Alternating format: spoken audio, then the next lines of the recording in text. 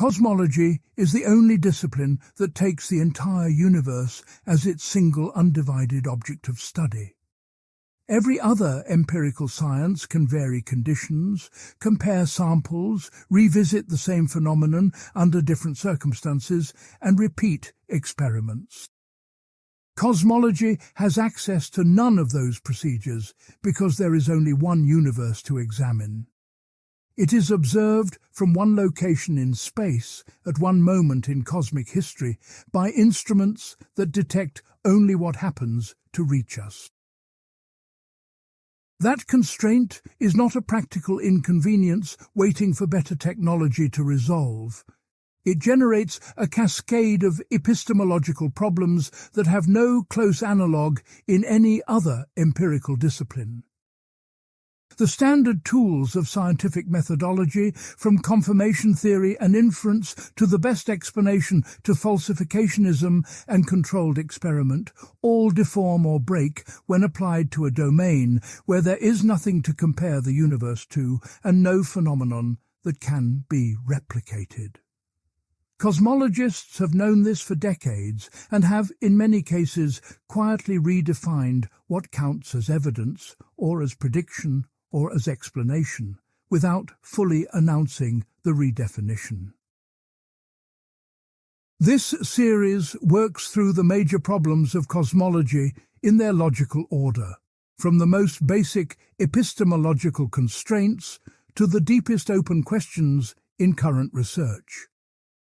Not the textbook version of these problems, but the version that is alive in current journals, where physicists and philosophers have begun a collaboration that neither discipline found immediately comfortable. The questions range from the technical to the foundational. What it means to confirm a theory of the universe's origin when there is only one origin, whether time is a fundamental feature of reality or an emergent artifact, whether fine-tuning is a genuine scientific problem or a philosophical illusion generated by confused probability reasoning, whether the concept of a physical law even remains coherent when applied to everything that exists. None of these questions has been cleanly answered.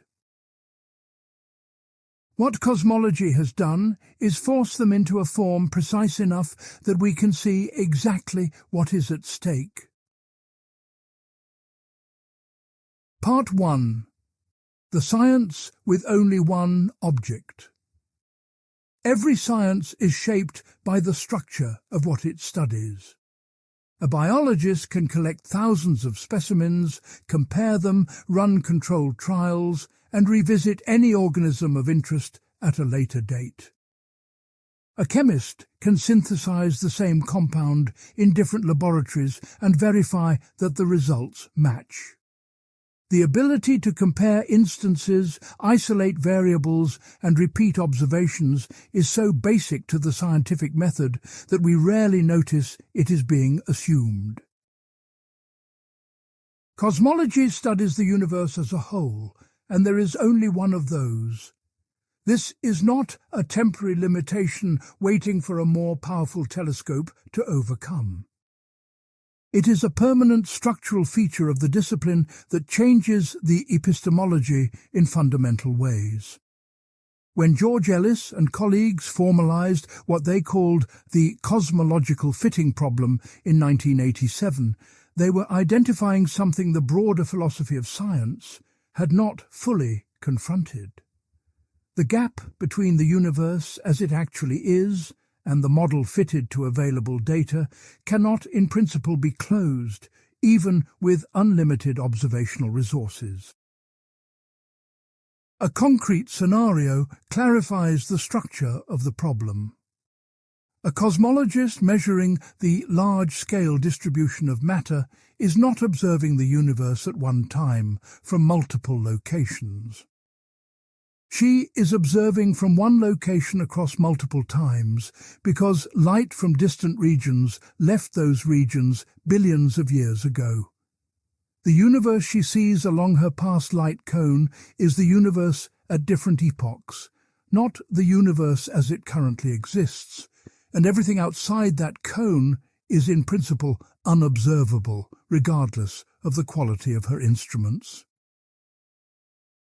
This produces two distinct forms of underdetermination that are often conflated in methodological discussions of cosmology. The first is observational underdetermination. The data accessible from within our past light cone does not uniquely fix the cosmological model. Multiple different global geometries and matter distributions could produce an identical pattern of observations at our location.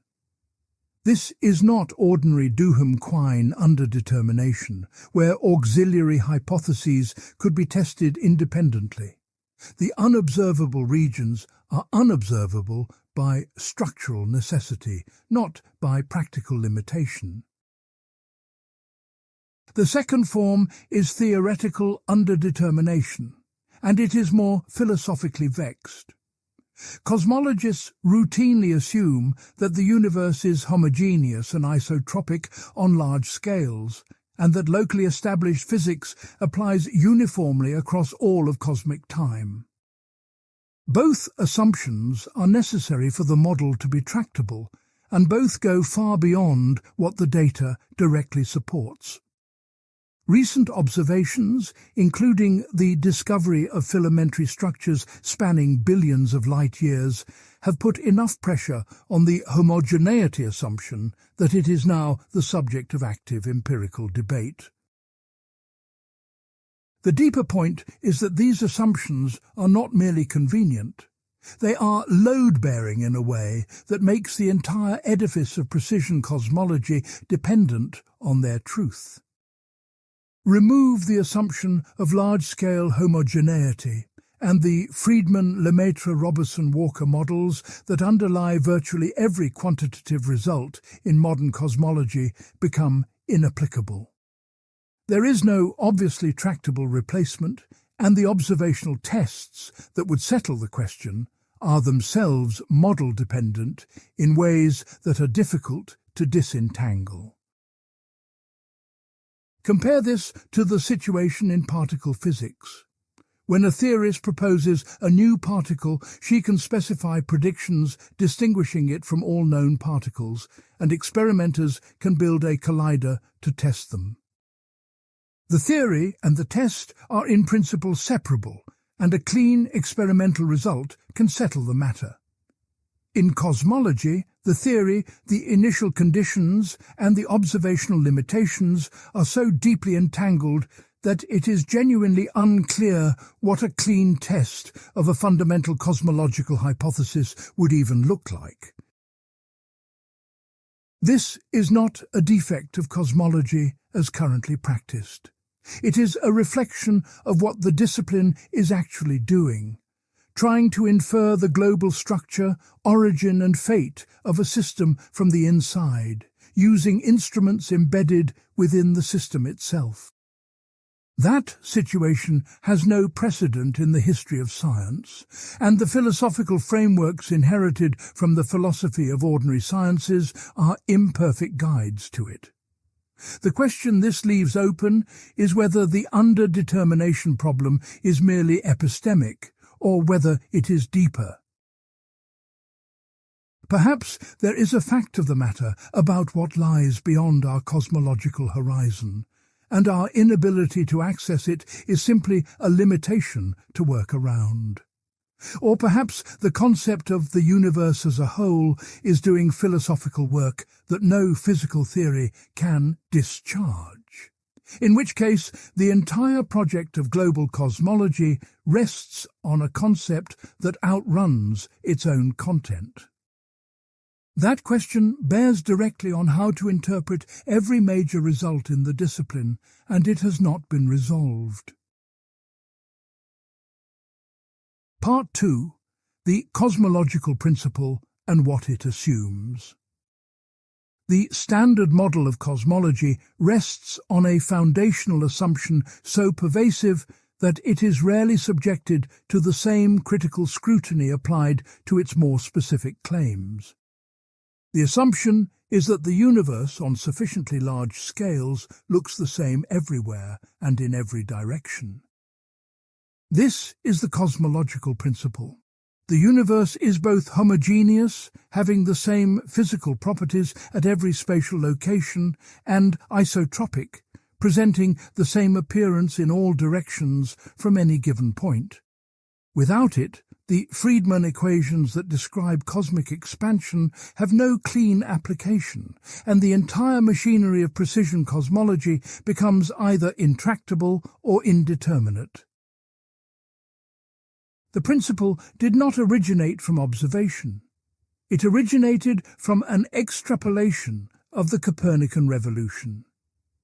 If the Earth occupies no special position in the solar system and the Sun occupies no special position in the galaxy, then no location in the universe should be special either. This is a methodological posit, not an empirical finding. When Einstein applied general relativity to the universe in 1917, he assumed homogeneity and isotropy because without them the equations were unsolvable. And at the time there were essentially no data to constrain the choice. On scales above a few hundred megaparsecs, the distribution of matter does appear roughly uniform, and this is what most treatments emphasize. But roughly is doing considerable work in that sentence, and recent observations have complicated the picture in ways that standard treatments tend to minimize. The Hercules Corona Borealis Great Wall, identified in 2013 and revised in subsequent analyses, is a filamentary superstructure estimated to span on the order of 10 billion light-years, which is a substantial fraction of the observable universe's radius of about 46 billion light-years. A structure of that scale presents a direct challenge to the homogeneity requirement, because for the cosmological principle to hold, structures must become statistically negligible above what is called the homogeneity scale, typically estimated at around 2 to 300 megaparsecs. Defenders of the principle argue that these large structures are consistent with statistical fluctuations in an otherwise homogeneous background. Critics argue that the statistical tests used to reach that conclusion are themselves model-dependent and presuppose the very homogeneity they are supposed to be testing. This circularity is the sharpest version of the problem.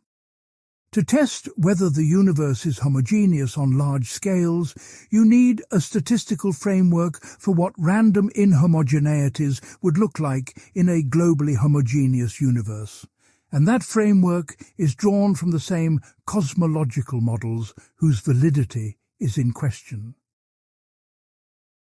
The test is not independent of the hypothesis, it is embedded in it. Anomalies can therefore always be interpreted as improbable fluctuations, rather than as evidence against the principle, and this interpretation is difficult to refute without an independent test that is genuinely external to the framework. No such test is available because every observational inference about cosmic structure already operates within a theoretical context that presupposes something about global geometry and matter distribution. The circularity is not a failure of particular cosmologists, but a structural feature of the epistemological situation. There is a further problem that philosophers of cosmology, including Chris Smink and James Weatherall, have been pressing in recent work. Even if we grant that the observable universe is approximately homogeneous and isotropic, the cosmological principle as applied in the Standard Model makes a claim about the universe as a whole, including the unobservable regions beyond our causal horizon. No quantity of local observation can verify a global claim about regions that are, in principle, inaccessible, which means the principle is in permanent empirical underdetermination, not just in practice, but by the structure of the theory itself. It functions more like a methodological stipulation than a testable hypothesis, and the standard model's claim to be empirically confirmed inherits this limitation in full. The honest assessment has two parts. First, the cosmological principle is probably approximately correct within the observable universe, and the standard model built on it probably gives a reliable account of the observable universe's history and structure. Second, the precise status of the principle, whether it is a physical law, an empirical generalization with limited reach, or a methodological posit that cannot in principle be tested globally, has direct implications for how to interpret every quantitative result in cosmology. Most practicing cosmologists treat the principle as so well established that its epistemological complexity is irrelevant. Most philosophers of cosmology regard that attitude as premature. The tension between those two positions runs through everything that follows, because the cosmological principle underwrites the concepts of cosmic time, universal expansion, and the Big Bang singularity that the next parts examine. Part 3. The Singularity and the Collapse of Causation. The common understanding of the Big Bang is that it was the beginning of everything, the moment at which the universe came into existence from nothing.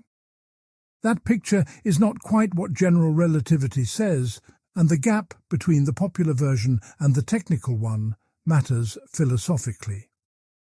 What general relativity actually predicts, under conditions formalized in the Hawking-Penrose singularity theorems of the 1960s and 1970s, is not the beginning of the universe, but the breakdown of the theory. A singularity in general relativity is a point at which the equations produce infinite values for physical quantities like space-time curvature and energy density, which is the theory's way of announcing its own inapplicability.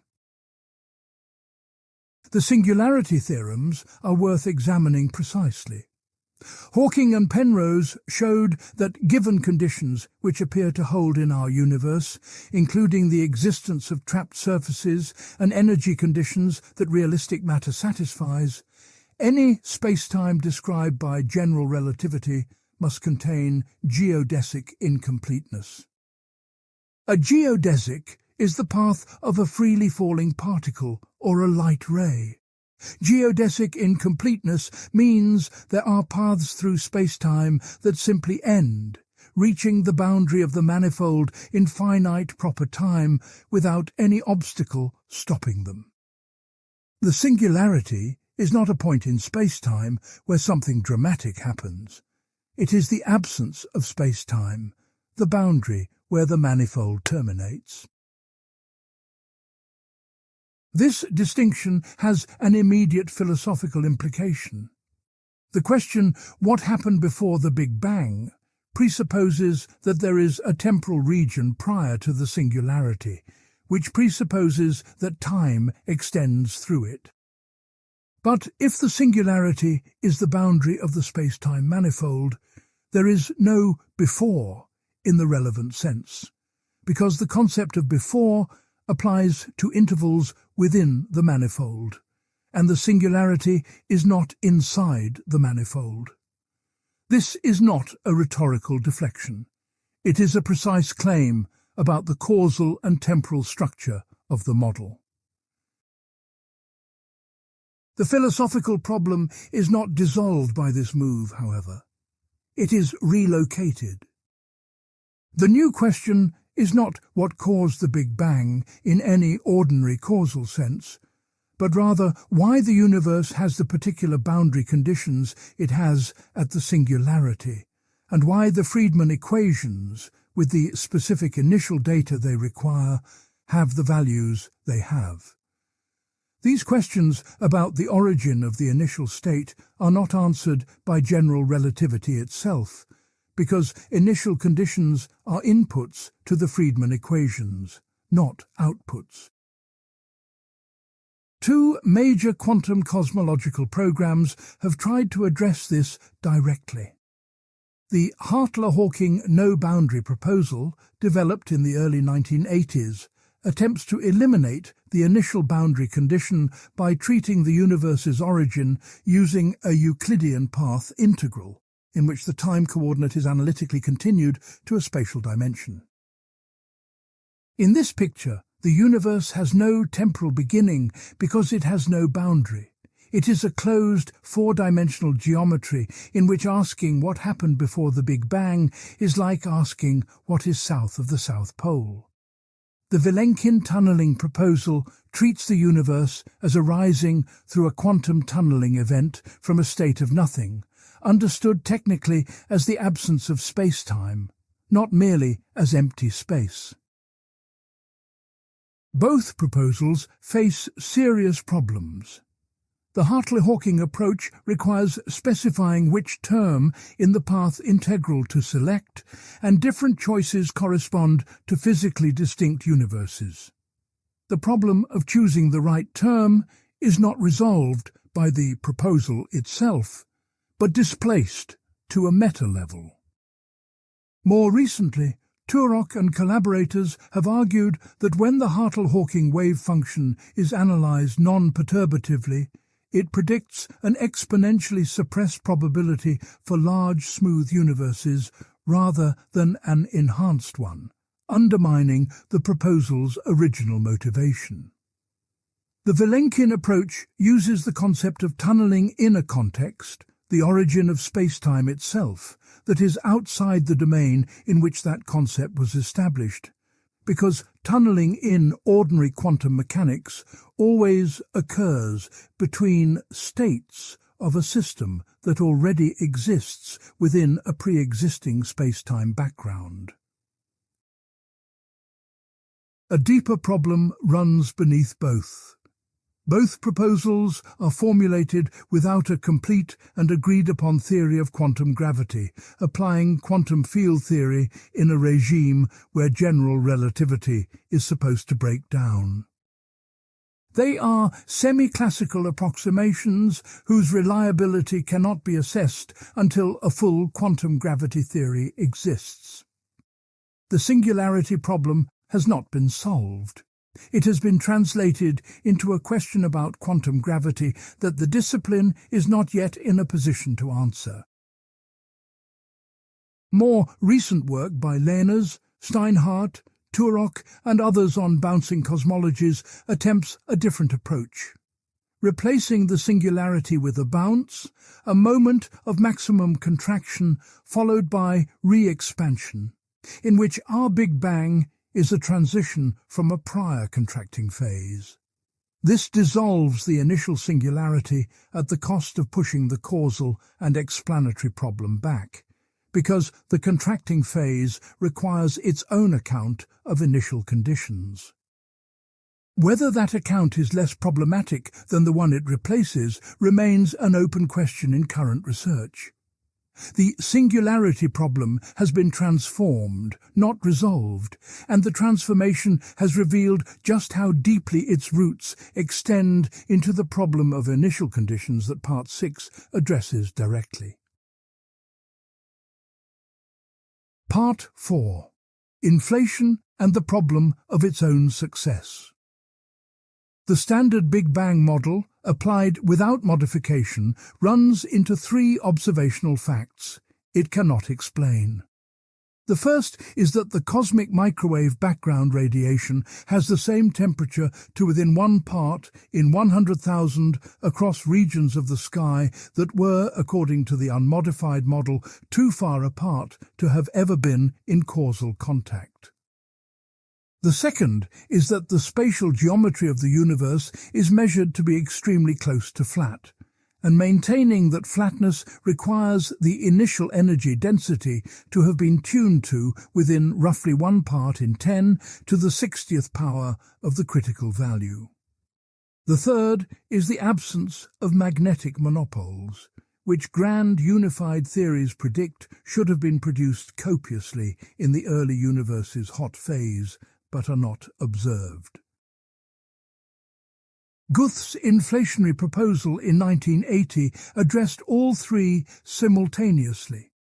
Inflation posits a period in the very early universe during which a scalar field, called the inflaton, drove exponential expansion, stretching a tiny, causally connected region to scales larger than the currently observable universe before the hot Big Bang phase began. If the observable universe expanded from a region small enough for thermal equilibration, the uniformity of the microwave background is explained. Exponential expansion dilutes spatial curvature towards zero without fine-tuning, and it dilutes any monopoles produced before inflation ends, removing them from observable space. Inflation then generated predictions subsequently confirmed. It predicts nearly scale-invariant, Gaussian adiabatic density perturbations arising from quantum fluctuations stretched to cosmic scales during the inflationary epoch, and the Planck satellite's detailed measurements of microwave background anisotropies are strikingly consistent with those predictions. This success is genuine and should not be underestimated. It has no obvious competitor in the history of early universe physics. The question is whether that predictive success confirms inflation as a physical mechanism, or merely confirms that the universe had the right type of initial perturbation spectrum, whatever the cause. The problem is that inflation success may be too broad to be scientifically discriminating.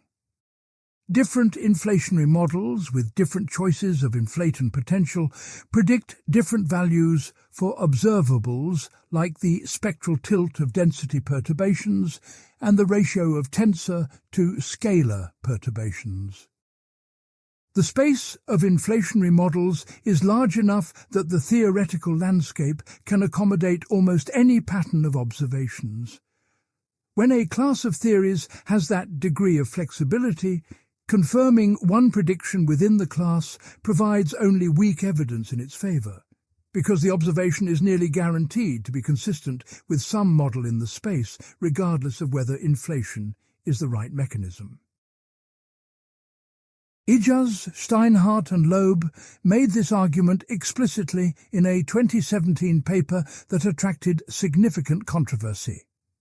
Their core claim was not that inflation is wrong, but that its most observationally favoured version, plateau inflation, requires its own severe fine-tuning of initial conditions for the inflaton field, making it no less arbitrary than the pre-inflationary cosmology it was introduced to improve upon. A public letter signed by 33 prominent physicists responded that the fine-tuning concern was misframed, and that the inflationary framework remained the best available account of the early universe. That exchange revealed a debate not primarily about data, but about what standards of naturalness and explanatory success a fundamental physical theory should be required to meet. Penrose has pressed a related but sharper critique from a different angle. Using a phase space argument based on the Weld curvature hypothesis, he contends that the probability of the inflationary initial conditions, measured using the natural Liouville measure on the space of cosmological initial data, is actually lower than the probability of the fine-tuned initial conditions that inflation was introduced to replace. The argument depends on how probability is assigned to cosmological initial conditions, which is precisely what is contested. But Penrose's challenge has not been dismissed in the technical literature.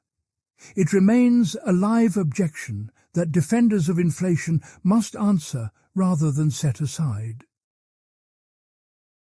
The deepest problem for inflation is the measure problem in eternal inflation, which the following parts address systematically.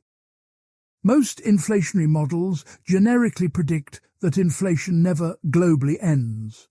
Quantum fluctuations ensure that somewhere inflation is always continuing, spawning an unlimited proliferation of pocket universes with different physical constants.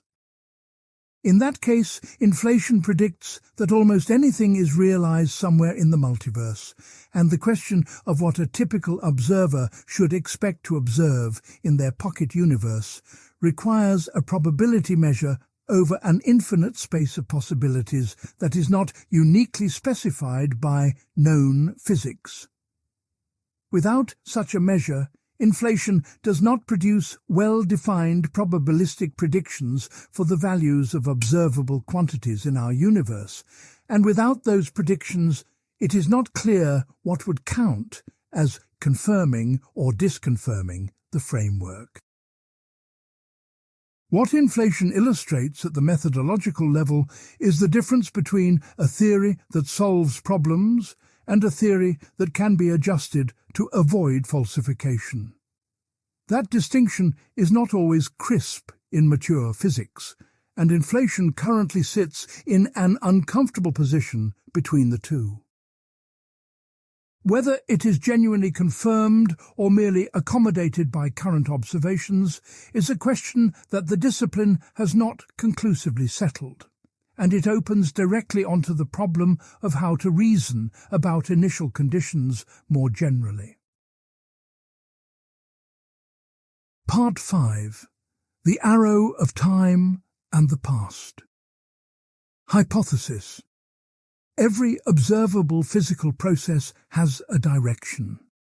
Milk poured into coffee disperses and never spontaneously reassembles into a separate stream. A glass dropped on a stone floor shatters and does not spontaneously reconstruct itself from its fragments. Memory records the past and not the future, and causes precede their effects rather than following them. The puzzle is that the fundamental equations of physics, from Newtonian mechanics through general relativity and quantum field theory, are either time-symmetric or very nearly so. Run any of these equations backward in time, and you get a solution that is just as valid as the forward one. The laws say nothing about which direction time flows.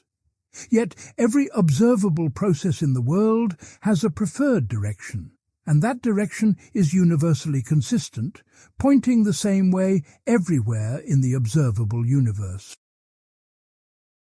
The standard thermodynamic answer is that the direction of time tracks the direction of increasing entropy, and entropy increase is overwhelmingly probable given a typical microstate. But this answer immediately generates a deeper problem that the standard presentation almost always skips. If entropy increase is overwhelmingly probable from any given state, then the same reasoning implies that the past was also higher entropy than the present, because from any given microstate, the overwhelming majority of microstates in both temporal directions have higher entropy. A system at some current entropy level is, by raw combinatorics, far more likely to have arrived from a higher entropy past than a lower entropy one. Applied without restriction, this reasoning implies that the low entropy past you appear to remember is an illusion. Your memories should be understood as spontaneous fluctuations of a system near thermal equilibrium, rather than as reliable records of a genuinely low-entropy history. This conclusion is obviously unacceptable, but the reason it is unacceptable is philosophically important. The only way to block it is to stipulate, as an additional posit not derived from the dynamical laws, that the universe began in an extraordinarily low entropy state. David Albert calls this stipulation the past hypothesis, and it is one of the most important and least discussed foundational commitments in physics. The past hypothesis is not derived from any deeper principle. It is imposed as a boundary condition that makes the thermodynamic arrow of time align with the cosmological arrow, meaning the direction of increasing entropy from any point in history points away from the Big Bang. Albert's project, developed in Time and Chance and in ongoing work with Barry Lower, is to argue that the past hypothesis, combined with the standard statistical mechanical probability measure over initial microstates, suffices to ground all temporally directed features of the world. The reliability of memory, the asymmetry of causation, the validity of inductive inference, and the second law of thermodynamics itself. On this account, the past hypothesis is not an incidental add-on to physics, but one of its most fundamental posits, even though it appears in no physics textbook as a stated law. The explanatory demand this creates is severe. If the past hypothesis is a genuine fact about the universe, we want to know why it holds, why the universe began in an extraordinarily special low-entropy configuration when the overwhelming majority of possible initial conditions would have been high-entropy states. This question cannot be answered by thermodynamics or by classical cosmology, because those frameworks take initial conditions as given inputs and say nothing about why those inputs have the values they do. The demand for an explanation of the past hypothesis is therefore a demand for a theory of initial conditions, connecting this problem directly to Part 3's discussion of the Singularity and Part 6's discussion of quantum cosmological proposals. One historically important proposal attributed to Boltzmann was that the observed low-entropy state is a spontaneous fluctuation from a background eternal universe in thermal equilibrium. On an eternal universe view, even extraordinarily improbable fluctuations must occur somewhere and somewhen, and we find ourselves in a region of unusually low entropy because such regions are necessary for the existence of observers. The problem, which Boltzmann himself recognized, is that this prediction is dominated by minimal fluctuations. The smallest fluctuation sufficient to produce a single observer, with all apparent memories of a structured universe being false, is vastly more probable than a fluctuation large enough to produce the entire observed universe with its 14 billion years of genuine history. The logic implies that everything you observe beyond your own immediate mental states is almost certainly a fluctuation artifact, which is not a coherent basis for any science, including cosmology. This failure directly motivates the Boltzmann brain problem examined in Part 16. But the prior problem stands regardless. The past hypothesis as a cosmological boundary condition is not explained by any currently accepted theory of quantum gravity or inflation, and proposals like Carroll and Chen's baby universe nucleation model remain research programs rather than settled solutions. Every part of ordinary empirical practice, every inference from memory, every causal judgment, every expectation about the immediate future rests on the past hypothesis as a background assumption.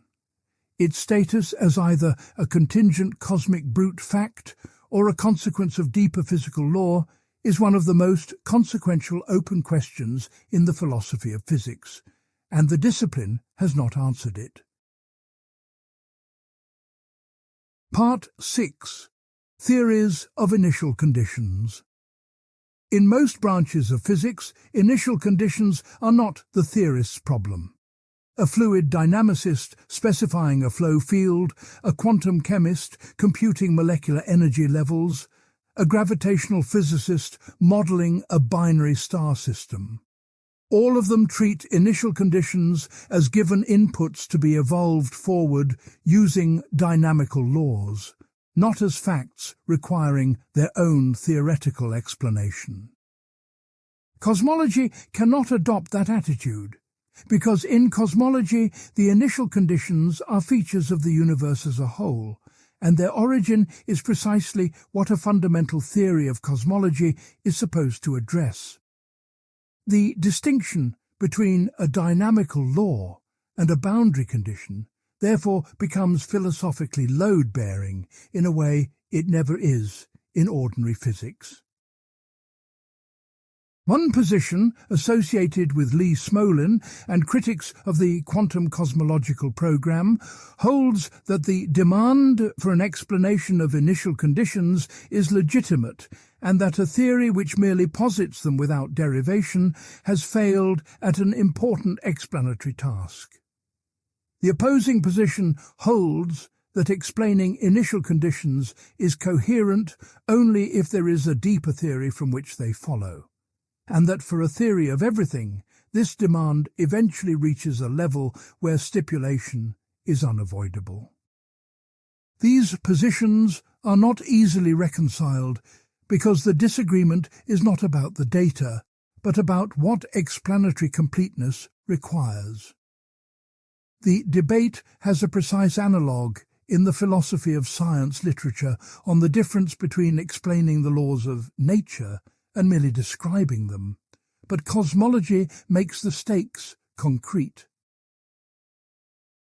The quantum cosmological program attempts to address initial conditions by applying quantum mechanics to the universe as a whole, using the Wheeler-DeWitt equation as the governing equation for the wave function of the universe. The Wheeler-DeWitt equation is the quantum gravitational analogue of the Schrödinger equation, but one of its immediately striking features is that the time variable disappears from the equation entirely. The wave function of the universe does not evolve with respect to an external time parameter, because in a closed universe there is no external reference frame to provide one. This is the problem of time in quantum gravity, which Part 15 addresses fully, but its immediate significance here is that it makes the physical interpretation of the universal wave function deeply obscure. The Hartle-Hawking no-boundary proposal specifies a particular solution to the Wheeler-DeWitt equation by imposing the condition that the wave function be a sum over compact Euclidean geometries with no boundary. The Vilenkin tunneling proposal specifies a different solution by imposing an outgoing wave condition analogous to a tunneling amplitude in ordinary quantum mechanics, treating the universe as having tunneled into existence from a state with no classical space-time. Both proposals face the same fundamental challenge. Since there is no empirical access to the boundary condition of the universe's wave function, the choice between them cannot be made on observational grounds. It can only be made on the basis of theoretical virtues like mathematical consistency and conceptual coherence, and the two proposals weight those virtues differently without a principled way to adjudicate between them from outside the proposals themselves. Turok and collaborators, in work published between 2018 and 2023, have pressed a technical challenge to both proposals. When the Hartley-Hawking and Vilenkin wave functions are analysed using Picard-Lefschetz theory rather than saddle point approximation, the Hartle-Hawking wave function predicts exponentially suppressed probability for large, smooth universes and exponentially enhanced probability for highly irregular ones, which inverts the original proposal's core motivation. The defenders of the no-boundary proposal have disputed this analysis on grounds of contour choice in the path integral, and the exchange has revealed that the semi-classical methods being used are insufficiently controlled to settle the question. This is a case where a foundational proposal in quantum cosmology is technically contested at the level of mathematical implementation, not merely at the level of interpretation. It illustrates how far quantum cosmology is from being a settled discipline. A separate tradition attempts to avoid the initial condition problem by denying that there was an initial condition at all. Penrose's conformal cyclic cosmology proposes that the dilute radiation-dominated final state of one cosmic aeon is conformally equivalent to the hot dense initial state of the next, because conformal geometry is insensitive to overall scale, and that this equivalence is physically realized as a transition between aeons. The proposal makes testable predictions about concentric low-variance rings in the cosmic microwave background, imprints of supermassive black hole mergers from the prior aeon. Penrose and collaborators claim to have found evidence for such rings in Planck data. Independent analyses dispute the statistical significance of those claimed signals, finding them consistent with noise. This pattern of disputed detection illustrates a recurring methodological challenge in cosmology. When a theory makes predictions about the cosmic microwave background, the data analysis is complex enough and the number of free parameters large enough that motivated observers can often find signals near the boundary of statistical significance. Standard significance thresholds developed for controlled experiments in particle physics may not translate cleanly to a domain where there is only one microwave background to analyze. Every test uses the full data set, and multiple tests are run post hoc on the same data. The methodological framework for assessing such evidence is itself a live debate in the philosophy of cosmology literature. What all theories of initial conditions share is that they are accounts of the boundary of the universe's history rather than of its dynamics. The dynamics, the expansion history, and its governing equations are largely agreed upon across the field. It is the origin of the initial state that remains deeply contested, and the contest is not merely empirical, because the boundary of the universe's history is by definition outside the region where direct observation is possible. Every proposed theory of initial conditions is an extrapolation from known physics into a regime that known physics was not designed to describe, and the tools for evaluating such extrapolations are not yet agreed upon. Part 7. The Cosmological Constant Problem. In 1998, observations of type Ia supernovae established that the expansion of the universe is accelerating. This was unexpected because matter and radiation both exert gravitational attraction and should therefore be decelerating the expansion. An accelerating expansion requires either a cosmological constant, a term in Einstein's field equations acting as a uniform repulsive energy density throughout space, or something dynamically equivalent to it. That constant, denoted by the Greek letter lambda, now accounts for roughly 70% of the total energy budget of the universe, and it is the dominant component of the cosmos at the present epoch. The cosmological constant problem is not the question of what this energy is at a physical level. It is the question of why it has the value it has, and it divides into two sub-problems that are almost always conflated in popular and semi-technical treatments. The first is the old cosmological constant problem. Why is the constant not enormous? Quantum field theory, when applied to the vacuum, predicts a vacuum energy density arising from zero-point fluctuations of all quantum fields that exceeds the observed value by between 60 and 120 orders of magnitude, depending on the ultraviolet cutoff assumed in the calculation. The scale of this discrepancy is worth dwelling on. 120 orders of magnitude is a difference not between large and small, but between essentially any finite number and zero. It is the largest known quantitative disagreement between a theoretical prediction and an observation in the entire history of physics. Every natural mechanism that has been proposed to cancel the vacuum energy either requires a precise cancellation between large numbers, which is the very kind of fine-tuning it was supposed to avoid, or it is excluded by other independent observations. Supersymmetry was the most promising candidate for a natural resolution. Bosons and fermions contribute to the vacuum energy with opposite signs, so an exact supersymmetry would cancel them precisely. Supersymmetry is broken at low energies, however, and broken supersymmetry leaves a residual vacuum energy of the order of the supersymmetry breaking scale to the fourth power. That residual is still many orders of magnitude larger than the observed value, and the LHC's failure to detect supersymmetric particles at accessible energies has made the supersymmetric resolution less, not more, credible.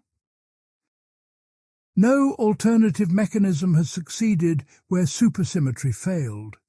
The old cosmological constant problem, in its essence, remains unsolved. The second sub-problem is why the cosmological constant is small but non-zero. A value of exactly zero could in principle be explained by an exact symmetry, in the way that certain physical quantities are exactly conserved because of exact symmetries in the underlying physics. But the observed value is not zero. It is a small positive number with no obvious symmetry explanation, and it happens to be comparable in magnitude to the energy density of matter at the present cosmic epoch, which is a specific moment in the universe's history. This cosmic coincidence, that the dark energy density and the matter density are currently within an order of magnitude of each other, despite evolving at different rates, adds a further puzzle on top of the magnitude problem. Weinberg's 1987 prediction is the most celebrated use of anthropic reasoning in physics. Before the cosmological constant was measured, Weinberg used the requirement that the universe must be capable of forming galaxies, a necessary condition for the existence of observers like us, to derive an upper bound on the cosmological constant. The predicted bound was within the same order of magnitude as the value subsequently observed, and many physicists took this as significant evidence that anthropic reasoning has genuine explanatory content. The philosophical problem with the argument is that it is a constraint derivation, not a prediction of a specific value, and deriving a constraint requires assuming a prior probability distribution over the possible values of the constant across different universes. That prior distribution is not supplied by any physical theory. It must be assumed.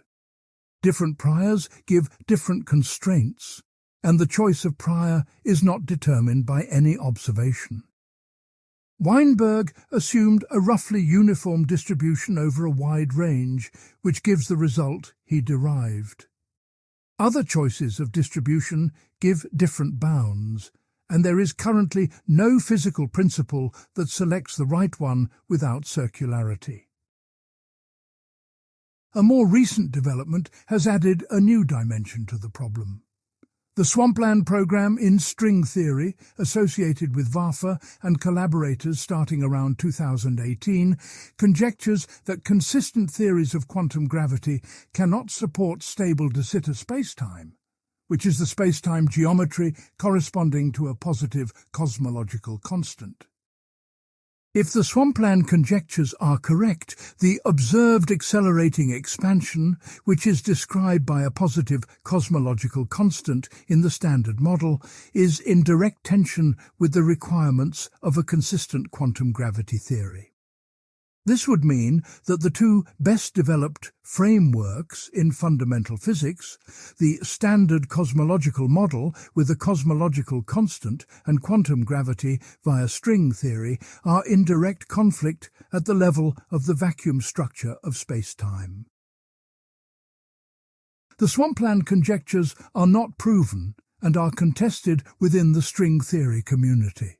But they represent a live possibility that the cosmological constant problem is not merely a fine-tuning puzzle within an otherwise consistent framework, but a symptom of an inconsistency between the two theoretical pillars of fundamental physics. That is a structurally different and more severe problem, and it has not been resolved. Part 8.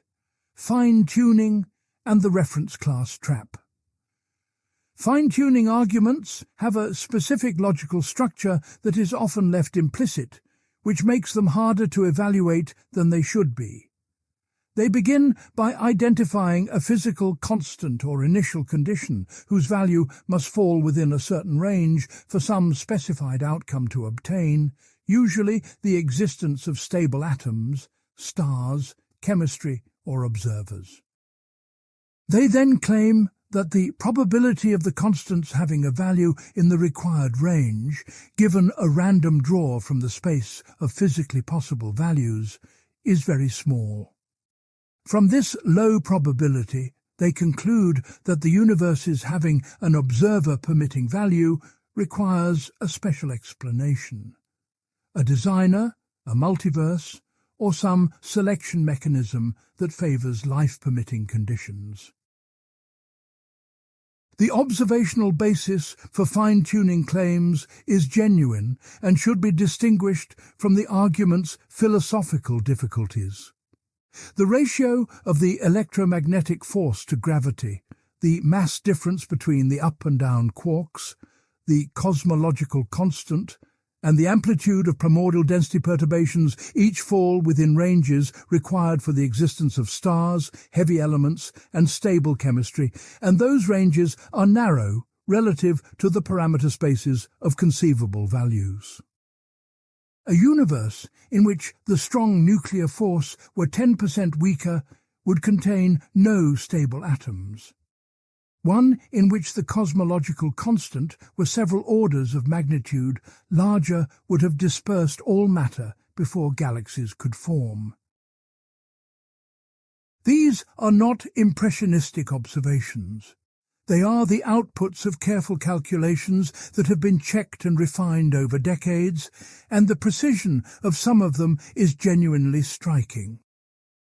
The philosophical problem is not with the observation of narrow ranges, but with the probability claim that is supposed to make those narrow ranges surprising.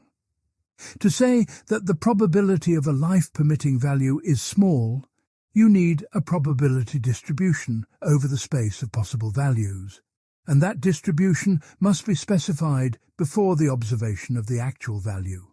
Otherwise, you are reasoning backward from the conclusion to the premise. This is the reference class problem in its cosmological form.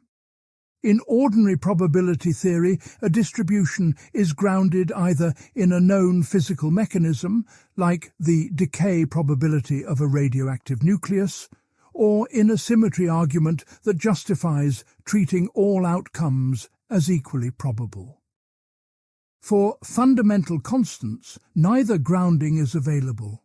There is no known physical mechanism that generates different values of constants across multiple trials, and no symmetry argument that justifies any particular measure over the parameter space. Different choices of parameter space and measure give dramatically different probability assessments for the same observed value. If the parameter space for the cosmological constant is defined linearly from 0 to the Planck scale, the observed value is extraordinarily improbable. If a logarithmic measure is used, the probability assessment improves substantially. If the space is conditioned on the anthropic constraint that observers must exist to make the observation, the probability shifts again. None of these choices is forced on us by the physics, which means the probability claim at the heart of the fine-tuning argument is not determined by the data, but by a prior choice of framework that the argument itself does not justify. The Ikeda-Jeffreys objection, developed in formal statistical terms, makes a related point, specifically against the design inference from fine-tuning. The argument is that fine-tuning does not constitute evidence for design if the fine-tuning is a necessary condition for the existence of the observer making the observation, because you cannot use your own existence as evidence that your existence required a special explanation. Conditioning on the existence of the observer removes the evidential force of the observation that the constants permit the observer's existence. This is a correct point about conditionalization, but it does not dissolve the explanatory question. It shows that fine-tuning provides no evidence for a designer from within the universe. But it does not explain why the universe has life-permitting values, nor does it show that that question lacks a legitimate answer. Elliott-Sober's analysis provides the most precise framing of the remaining problem. Fine-tuning arguments have the logical form of a likelihood comparison. The probability of observing life-permitting constants given a designer is higher than the probability given no designer. So the constants constitute evidence for a designer. But this comparison requires assigning a determinate probability to the data given no designer, which requires the prior distribution over constants that is exactly what the reference class problem shows to be unavailable. Without that distribution, the likelihood ratio cannot be computed, and the design inference loses its formal structure entirely. What remains after these critiques is a genuine pattern in need of accounting. The constants do fall in life-permitting ranges.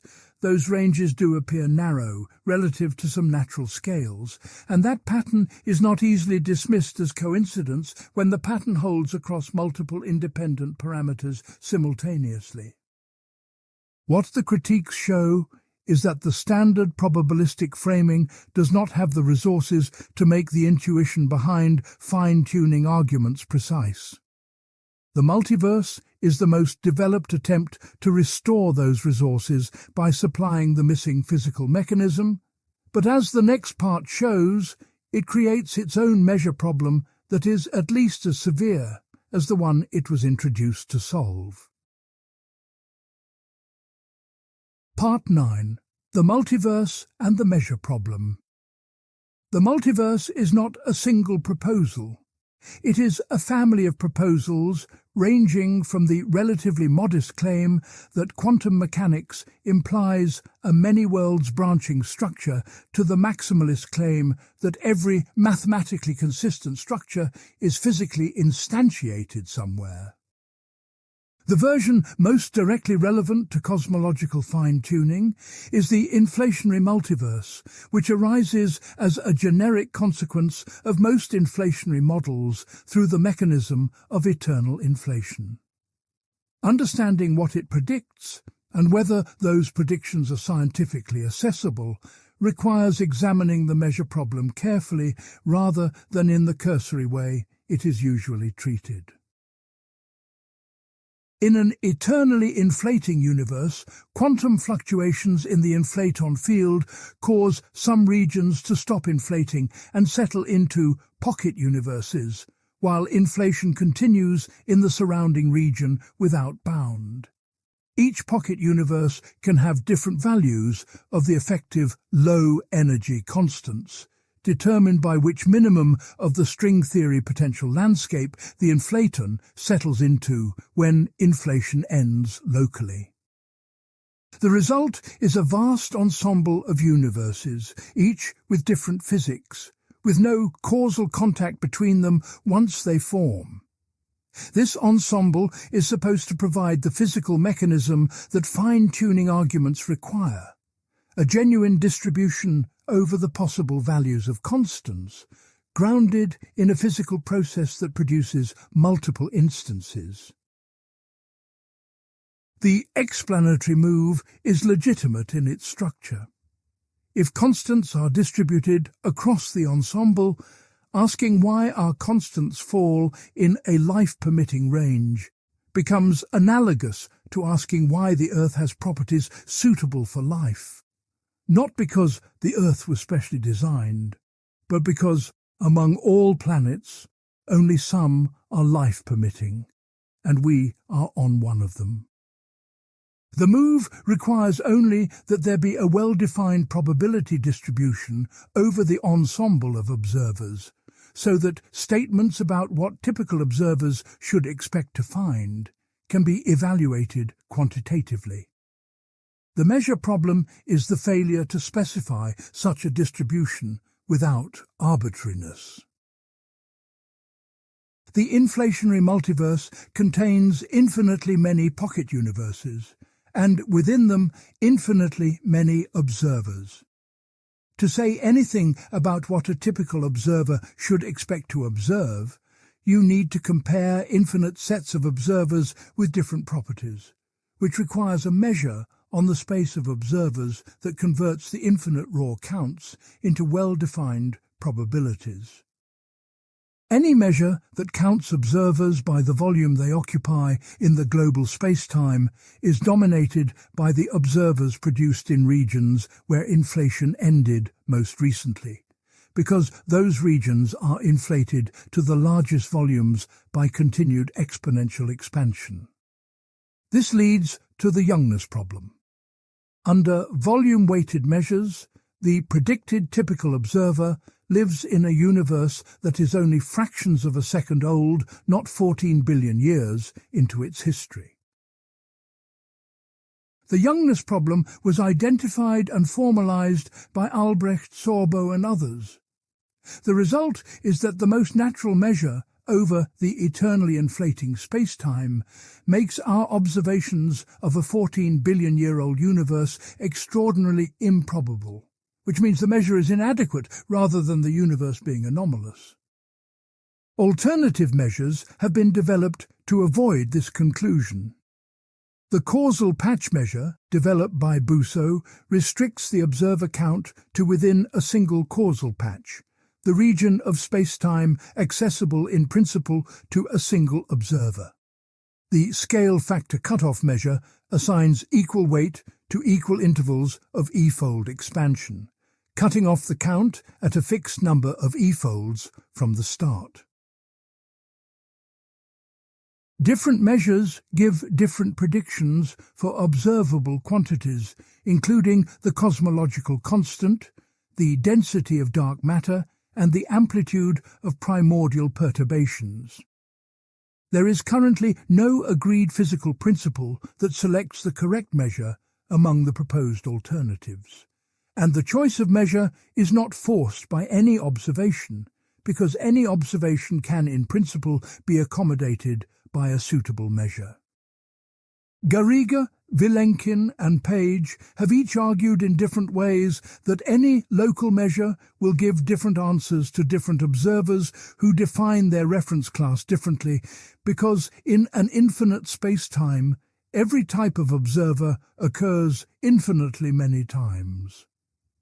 This suggests the problem is not merely technical, but structural, that there is no fact of the matter about what a typical observer should expect without a prior commitment to a reference class that the physics does not supply. Steinhardt has argued that this shows the multiverse as currently formulated is not a scientific hypothesis, but an untestable speculative framework, because without a unique measure, it makes no definite predictions that could, in principle, be falsified. Defenders respond that the measure problem is a technical challenge, not a demonstration of unfalsifiability, and that several candidate measures produce predictions consistent with current observations while ruling out some alternatives. The dispute is genuinely unresolved in the current literature, and it is not a dispute that more data will easily settle, because the disagreement is about what the correct theoretical framework for counting observers is, rather than about what the data show. The multiverse may have displaced the explanatory gap from fine-tuning to the measure problem rather than closed it, and establishing which of those descriptions is correct is one of the most important open questions in the philosophy of cosmology. Part 10. Eternal Inflation and the Underdetermination of Cosmology. Part 9 established that eternal inflation generates an infinite ensemble of pocket universes, and that assigning probabilities over that ensemble requires a measure that is not uniquely specified by known physics. The problem this part addresses is distinct.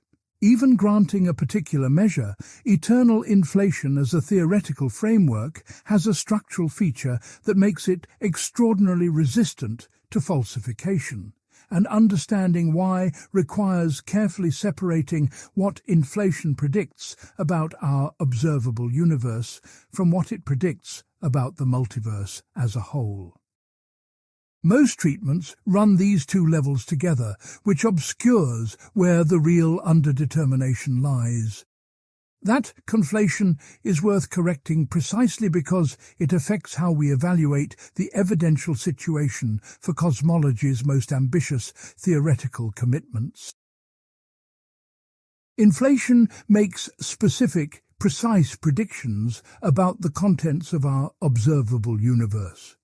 A nearly flat spatial geometry, nearly scale invariant and Gaussian primordial perturbations with a specific spectral tilt, a particular ratio of tensor to scalar perturbation amplitudes called the tensor to scalar ratio, and specific correlations in the microwave background polarization pattern. These predictions have been confirmed to varying degrees, and the tensor to scalar ratio is currently being tested by next-generation ground-based and space-based CMB experiments, including the Simons Observatory and CMB-S4. This local predictive success is real and constitutes genuine scientific progress. The question is whether it confirms the inflationary mechanism as the physical cause of those properties, or merely confirms that the universe had the right initial conditions to produce them, whatever the cause of those conditions was. The underdetermination problem arises at the next level. Most inflationary models that produce the right scalar power spectrum also generically predict eternal inflation, meaning the same theoretical structure that explains the CMB observations implies an infinite multiverse as a byproduct. But the multiverse is observationally inaccessible, and its properties, including the distribution of constants across pocket universes, are not determined by the observations that test the local predictions. The theory, therefore, has two distinct regimes: a locally testable regime about which it makes successful predictions, and a globally untestable regime about which it makes claims that cannot be empirically assessed with any currently imaginable instrument. This generates what might be called multiverse-level underdetermination. The observable predictions of a theory can be exactly confirmed while its global structure, including all its implications for what other universes exist and what physics they contain, remains entirely unconstrained by those observations.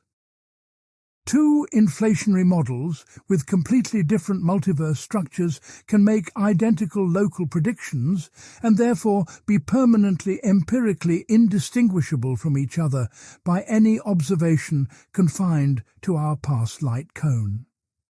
The theory is not underdetermined merely at the practical level of what we happen to have measured. It is underdetermined at the structural level of what any possible observation from within our causal patch could settle. Steinhardt's recurring critique is that inflation's success at the local level does not confirm the inflationary mechanism, because any alternative that generates the same type of initial conditions for the hot Big Bang would produce the same local predictions.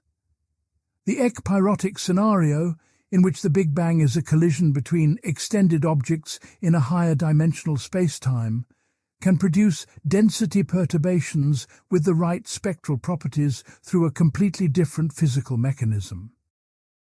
The key observable that discriminates between these scenarios is the tensor-to-scalar ratio. Inflation generically predicts a detectable level of primordial gravitational waves, while the ekpyrotic scenario predicts a ratio below any conceivable detection threshold. If future CMB experiments detect a substantial tensor-to-scalar ratio, ekpyrosis, as currently formulated, is ruled out. If they find nothing above their sensitivity limit, certain inflationary models face pressure while the ekpyrotic scenario gains relative credibility. This is an example of genuine discriminating power between specific models, but it does not test the inflationary or multiverse framework as a whole. Even a confirmed detection of primordial gravitational waves consistent with inflation would not confirm eternal inflation, because many inflationary models that predict the right tensor-to-scalar ratio do not predict eternal inflation, and the local observations do not determine which class of models is operating. The framework remains consistent with any result because it contains enough model freedom to accommodate what is found and exclude only specific submodels. This is the standard signature of a framework that is more flexible than its evidence base can constrain.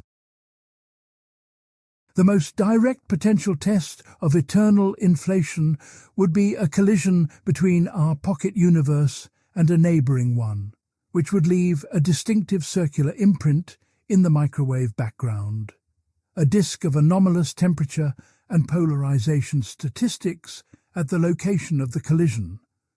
Multiple searches have been conducted using WMAP and Planck data, and no confirmed collision signature has been found. This is consistent with eternal inflation because the probability of a detectable collision in our observable sky depends on the geometry and expansion history of the surrounding inflating spacetime, which can be adjusted to make collisions arbitrarily rare without affecting any other prediction. Absence of a collision signal places no meaningful constraint on the eternal inflation framework. The situation eternal inflation creates for cosmological methodology is genuinely novel and philosophically significant.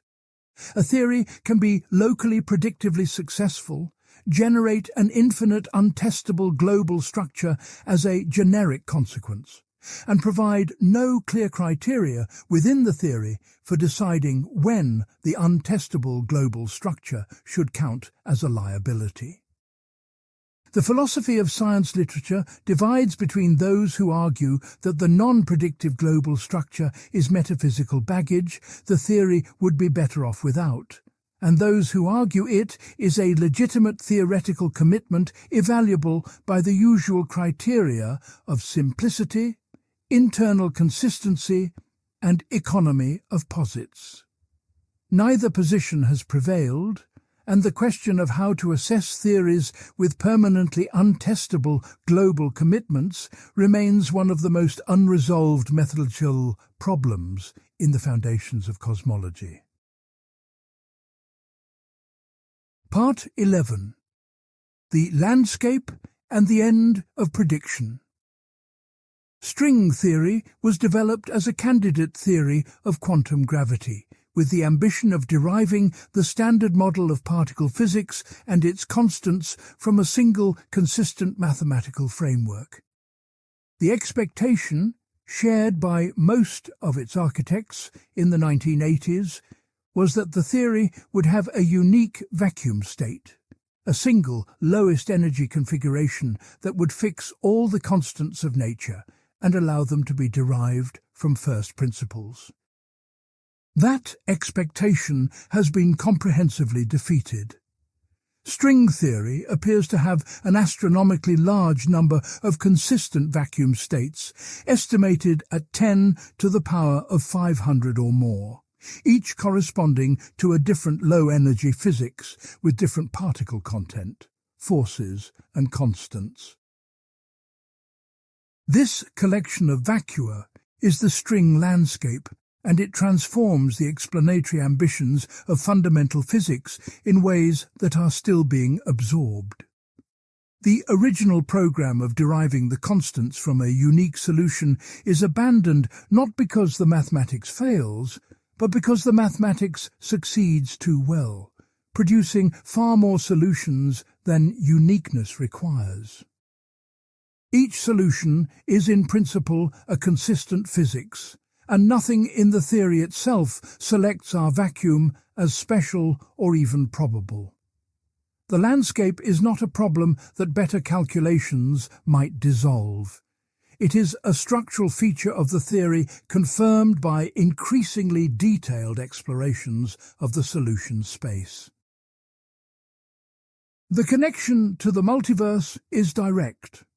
If eternal inflation generates a vast ensemble of pocket universes and string theory provides a vast ensemble of possible physics for each pocket universe, then the two combine into a framework in which every element of the landscape is realized somewhere in the inflationary multiverse.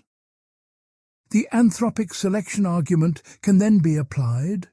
We observe the particular vacuum we do because it is one of the life-permitting ones, and observers can only find themselves in life-permitting regions.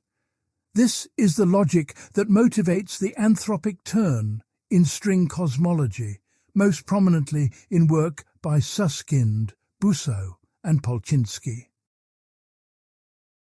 The scientific objection to this program is precise. If the landscape contains 10 to the power of 500 vacua, each with different constants, and if every vacuum is realized somewhere in the multiverse, then for any observed value of any constant, there exists a vacuum in the landscape that matches it. A framework with this property cannot be falsified by any measurement of a constant's value, because any value is accommodated.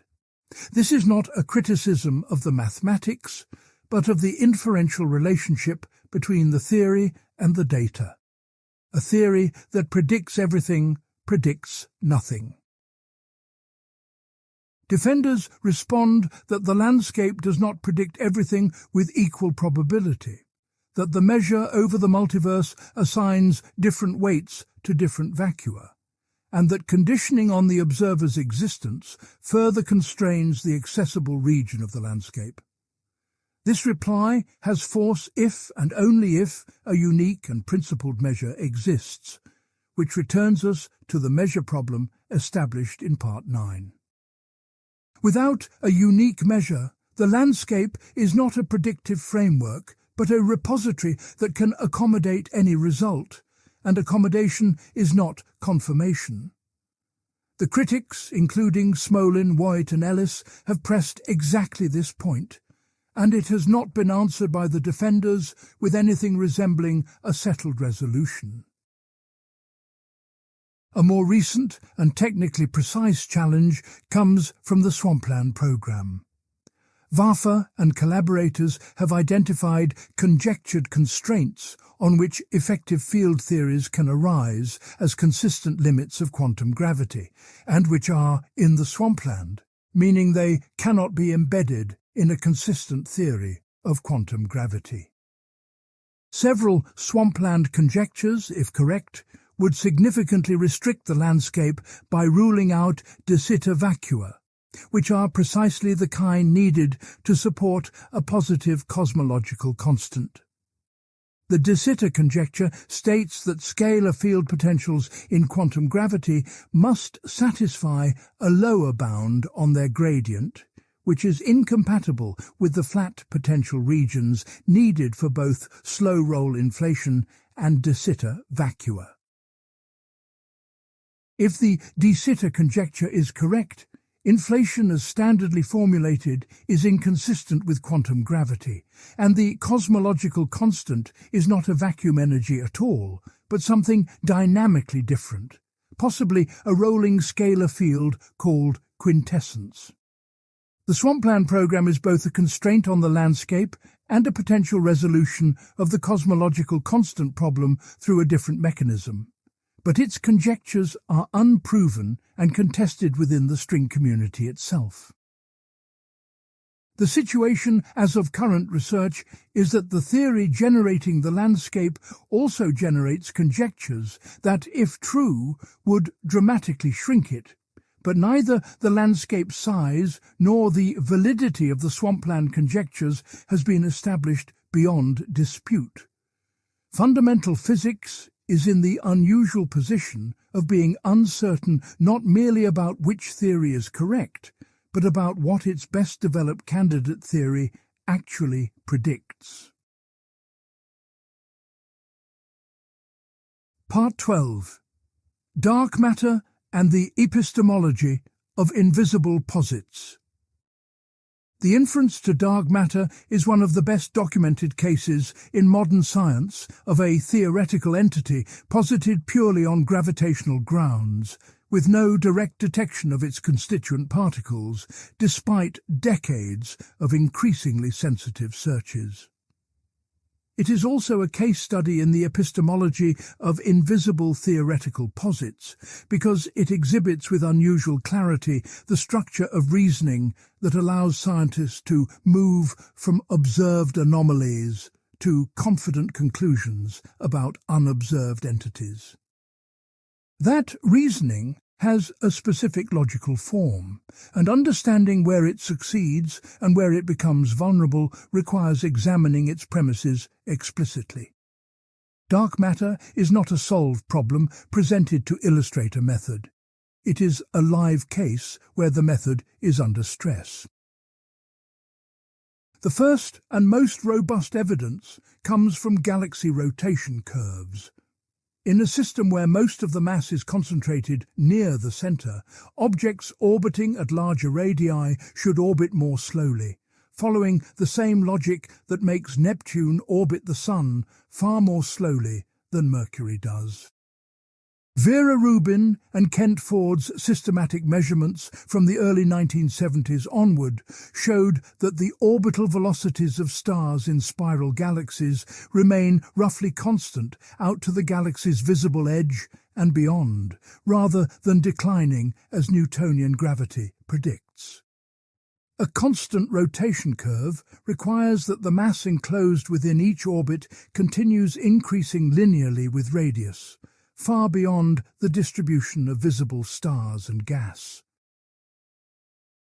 The inference is that a halo of non-luminous matter surrounds each galaxy and dominates its mass budget. The second major evidence base comes from the Bullet cluster.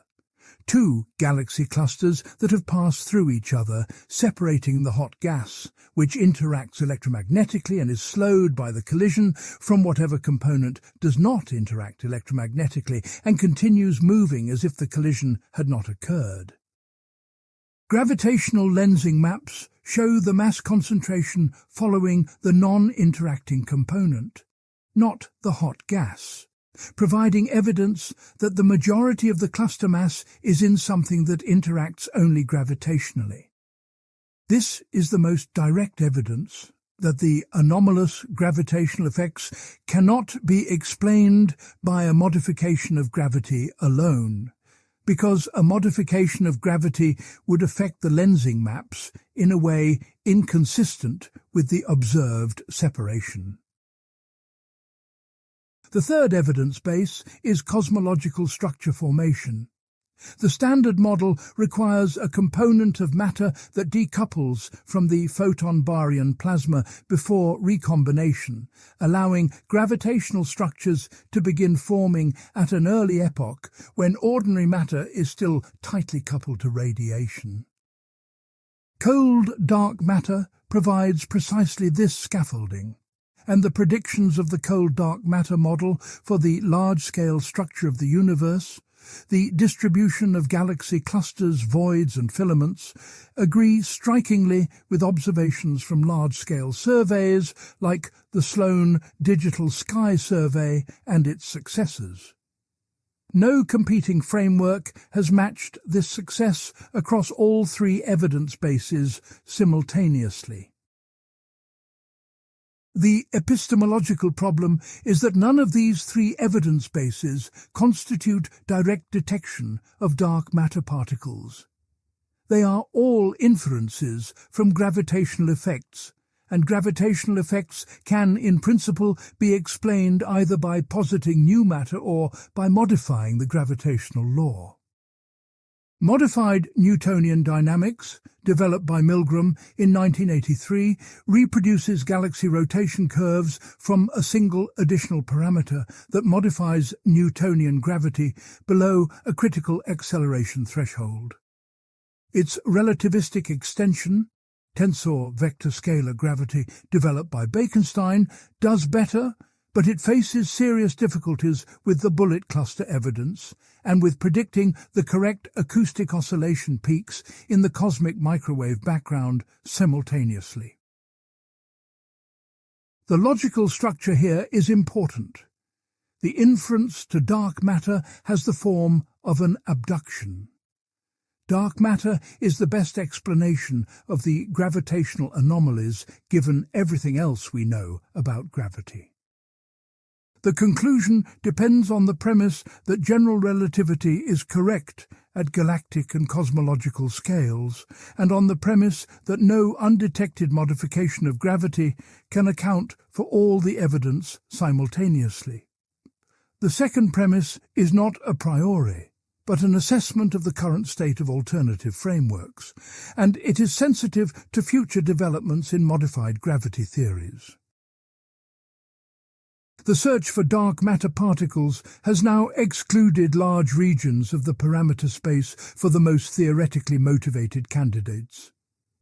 Weakly interacting massive particles, or WIMPs, were the dominant theoretical prediction through the 1990s and 2000s, and direct detection experiments including LUX, PandaX and Xeno-NNT have placed limits that exclude the most natural WIMP candidates with cross-sections suggested by the weakly interacting paradigm. This exclusion does not prove that dark matter particles do not exist. It proves that if they exist, they interact with ordinary matter far more weakly than theoretically motivated candidates were expected to. The parameter space remains vast, and Axion searches through experiments like ADMX represent an active front where exclusions are still developing. The philosophical tension is between two attitudes that are both defensible. The first holds that three independent and mutually supporting lines of gravitational evidence, the rotation curves, the bullet cluster, and cosmological structure formation provide overwhelming justification for dark matter as a posit even without particle detection, because the gravitational evidence is direct evidence of its effects, and the failure to detect particles merely constrains which particles dark matter consists of.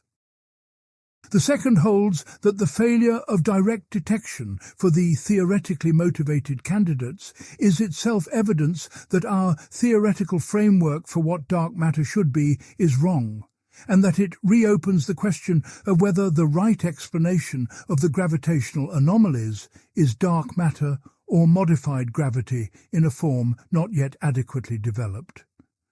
Neither attitude can be dismissed, and the current observational situation does not decisively favour one over the other. Part 13. The Hubble tension as a crisis of method.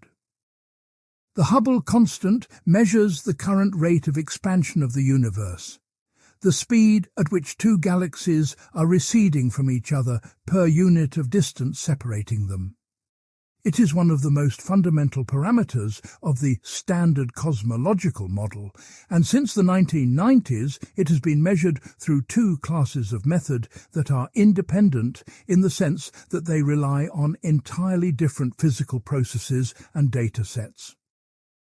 Those two classes of measurement now give values that differ by roughly 4 to 6 sigma, depending on the analysis, meaning the discrepancy is not attributable to random fluctuation at any plausible level of statistical significance.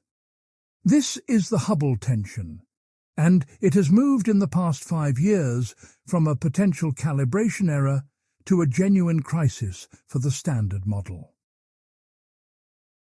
The early universe measurement uses the cosmic microwave background. Fitting the Planck satellite's detailed measurement of CMB temperature anisotropies to the lambda cold dark matter model gives a Hubble constant of approximately 67 kilometers per second per megaparsec, with an uncertainty of less than 1%. This is an indirect measurement.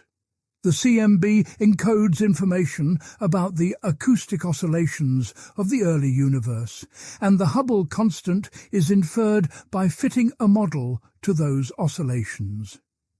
The precision is extraordinarily high, but it is the precision of a model-dependent inference, meaning the result is as reliable as the model used to extract it. The late universe measurement uses the cosmic distance ladder.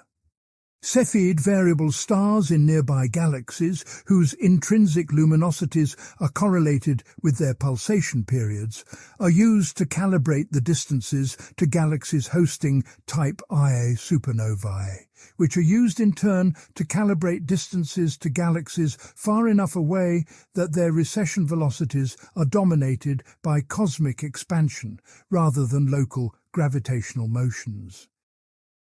The value obtained from this method, led by the S80ES collaboration under Adam Rees, is approximately 73 kilometers per second per megaparsec.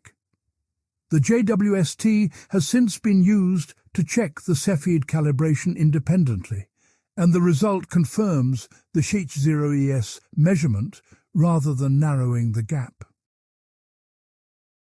The tension is between 73 and 67, a difference of roughly 9% at a precision where each measurement claims sub% uncertainty. These two numbers cannot both be correct if the standard model is correct, because the standard model predicts a single unique value of the Hubble constant evolving deterministically from the early universe to the present epoch. One of three things must be true.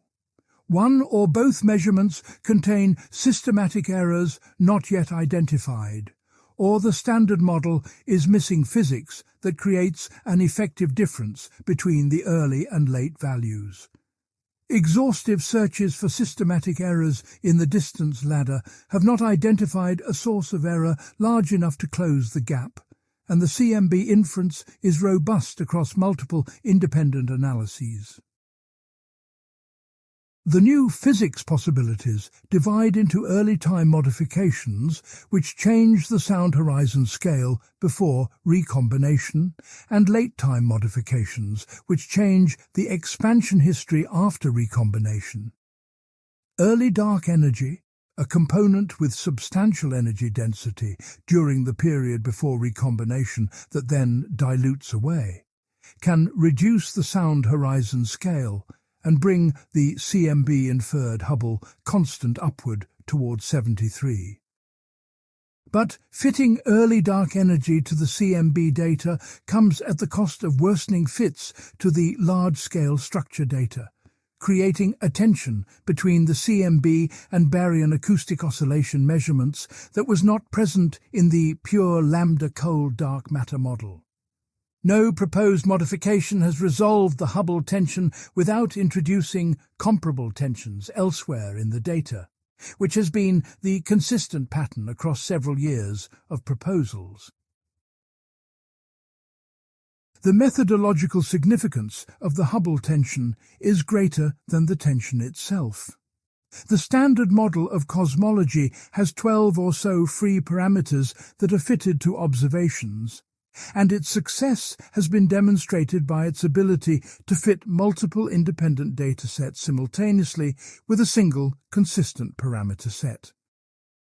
The Hubble tension breaks this consistency in a way that no parameter adjustment within the model can repair, because the CMB and distance ladder measurements use the same parameter in ways that constrain it from opposite ends of cosmic history. The tension is therefore not a puzzle within the model, but a potential signal that the model is wrong. Specifically, that the universe's expansion history contains a feature not captured in the lambda-cold dark matter framework. What makes this philosophically instructive is the asymmetry in how the two measurement classes are treated in the debate. The CMB inference is theory-laden in the precise technical sense.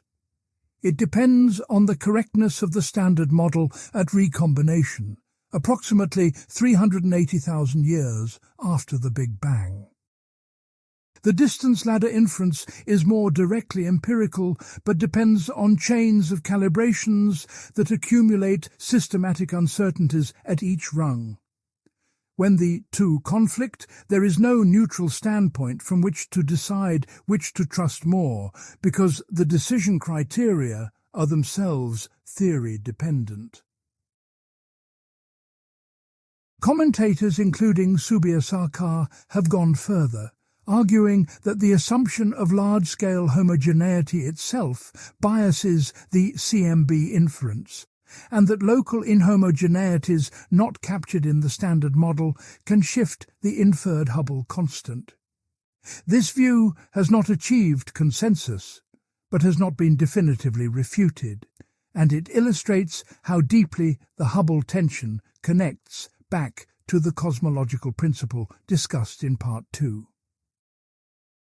The tension that began as a discrepancy between two measurements has become a probe of the foundations of the standard model at multiple levels simultaneously, and its resolution, if it comes, is likely to require new physics, better controlled systematics, or a revision of foundational assumptions that will have cascading effects through the model. Part 14. Quantum mechanics applied to everything. Standard quantum mechanics has two components that are in manifest tension.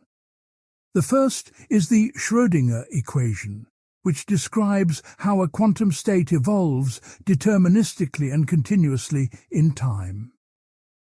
The second is the measurement postulate, which says that when a quantum system is measured, the wave function collapses discontinuously and randomly to one of the possible outcomes, with probabilities given by the Born rule.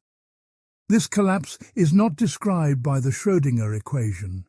It is imposed as an additional postulate that interrupts the smooth, deterministic evolution. In ordinary laboratory quantum mechanics, this tension is manageable because the concept of measurement is operationally clear. An experimenter prepares a system, applies an apparatus, reads a result. The apparatus and the experimenter are treated as external to the quantum system being described, which is why the collapse postulate can be applied without contradiction. Cosmology eliminates the external reference point entirely.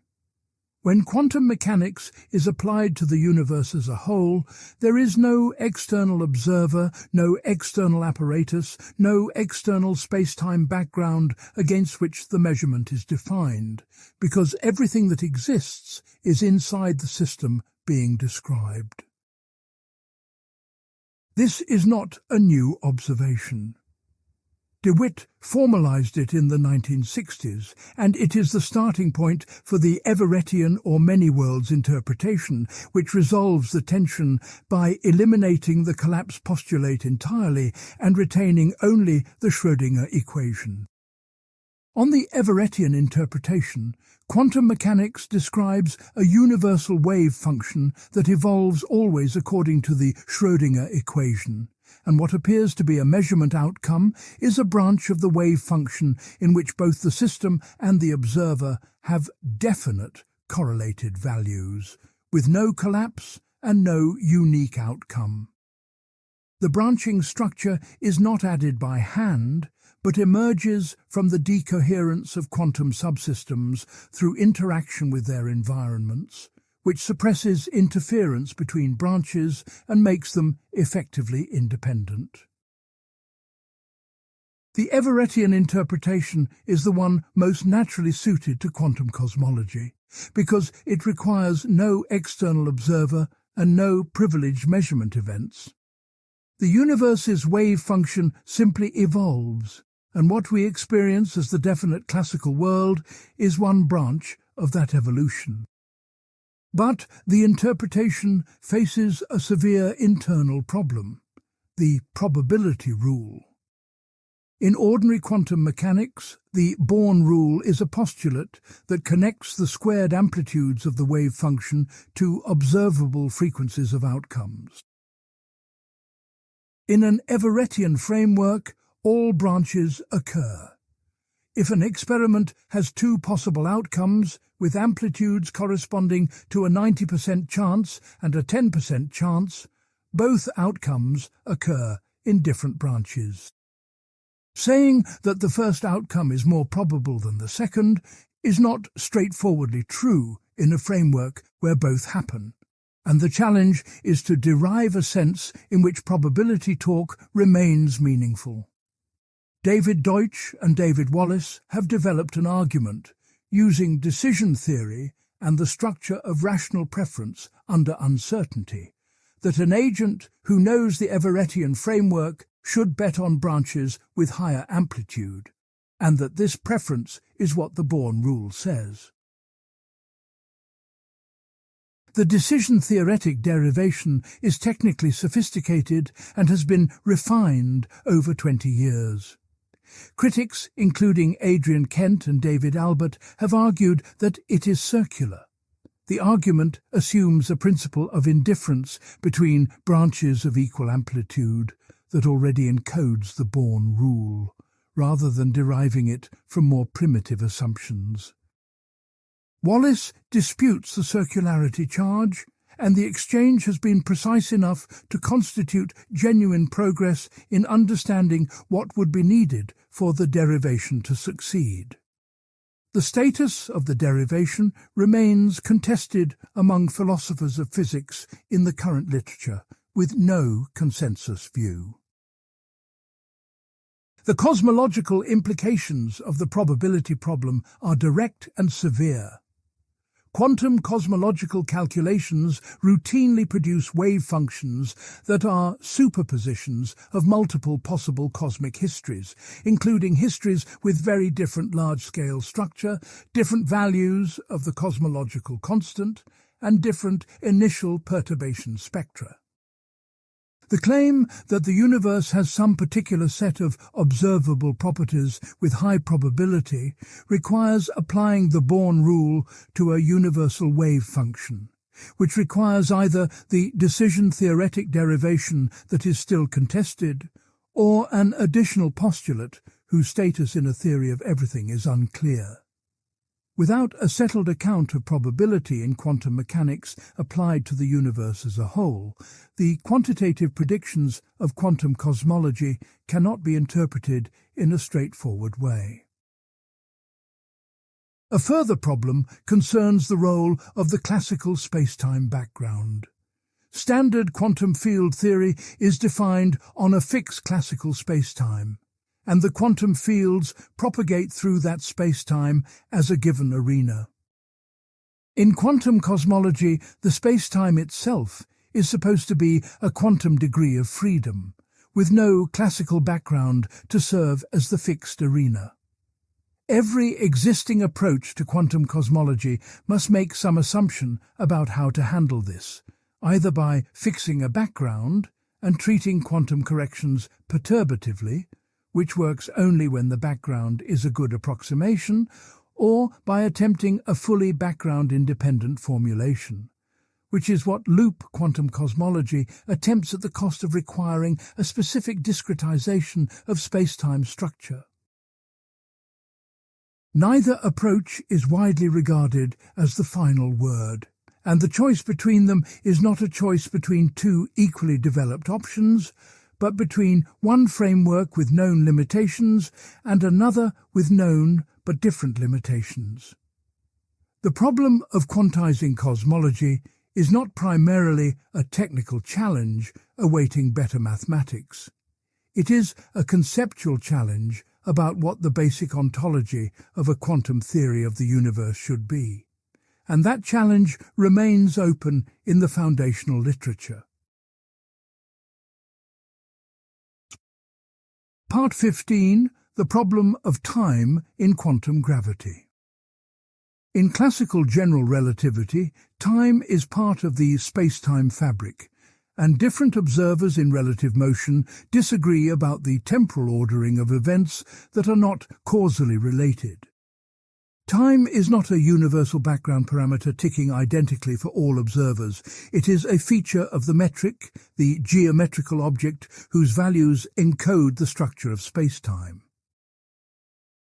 This is one of the most significant conceptual departures of general relativity from Newtonian physics, but it creates a deep problem when you attempt to quantize gravity. Quantum mechanics, in its standard formulation, requires an external time parameter against which the Schrödinger equation describes evolution. The Wheeler-DeWitt equation, the candidate equation for quantum cosmology introduced in Part 6, has no time variable in it at all. When you apply the standard quantization procedure to general relativity, treating the metric as the quantum variable and applying the Hamiltonian constraint of general relativity, the time derivative drops out. The equation governing the universe's wave function is a timeless equation, a constraint that the wave function must satisfy rather than an evolution equation describing how it changes. The problem of time is the question of what this timelessness means physically, and how to recover the apparent temporal structure of the world we observe from a framework that contains no fundamental time. The problem is not a gap in current techniques, but a structural consequence of combining two frameworks that treat time in incompatible ways. Quantum mechanics presupposes time as part of its conceptual foundation. General relativity treats time as a dynamical variable that must itself be quantized. There is no obviously consistent way to do both at once, and the different approaches to quantum gravity represent different choices about which feature of time to preserve and which to sacrifice. Understanding these choices requires seeing them as genuine philosophical decisions, not merely technical options. The relational approach, developed in the quantum gravity context by Barber and Bertotti, and later by Page and Wouters in a different formulation, proposes that time is not fundamental, but emerges from correlations between subsystems. On this view, what we call the time evolution of a system is the correlation between the values of some subsystem chosen as a clock and the values of the rest of the universe, extracted from the timeless wave function of the whole. Different choices of clock variable give different effective time parameters, and the question of which is the correct time is replaced by the question of which relational structure best captures the experienced temporal ordering of events. Conditional wave functions, extracting the state of all variables given the value of the clock variable, evolve according to an effective Schrödinger equation, which is a recovery of apparent temporal evolution from a timeless fundamental description. The approach is coherent and technically developed, but it faces what might be called the preferred clock problem. In ordinary quantum mechanics, position and momentum are treated symmetrically under the uncertainty principle.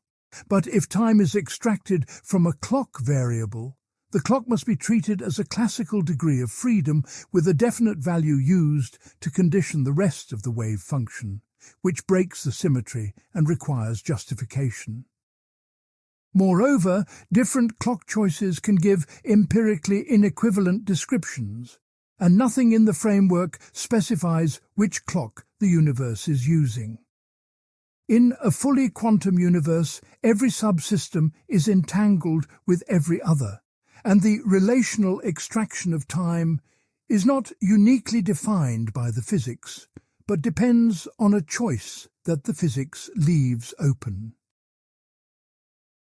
The causal set approach and loop quantum gravity each handle the problem differently. In loop quantum cosmology, the Wheeler-DeWitt equation is modified by the discretization of spatial volume at the Planck scale, and the discreteness provides a natural quantum variable, whose eigenvalues label the stages of the universe's evolution, playing the role of an internal clock.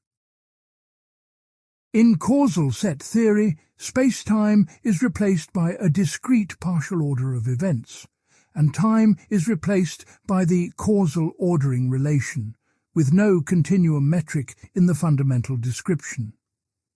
Both approaches recover something like time in appropriate semi-classical limits, but neither derives the specific phenomenological time of our experience from first principles in a way that connects cleanly to the relational program.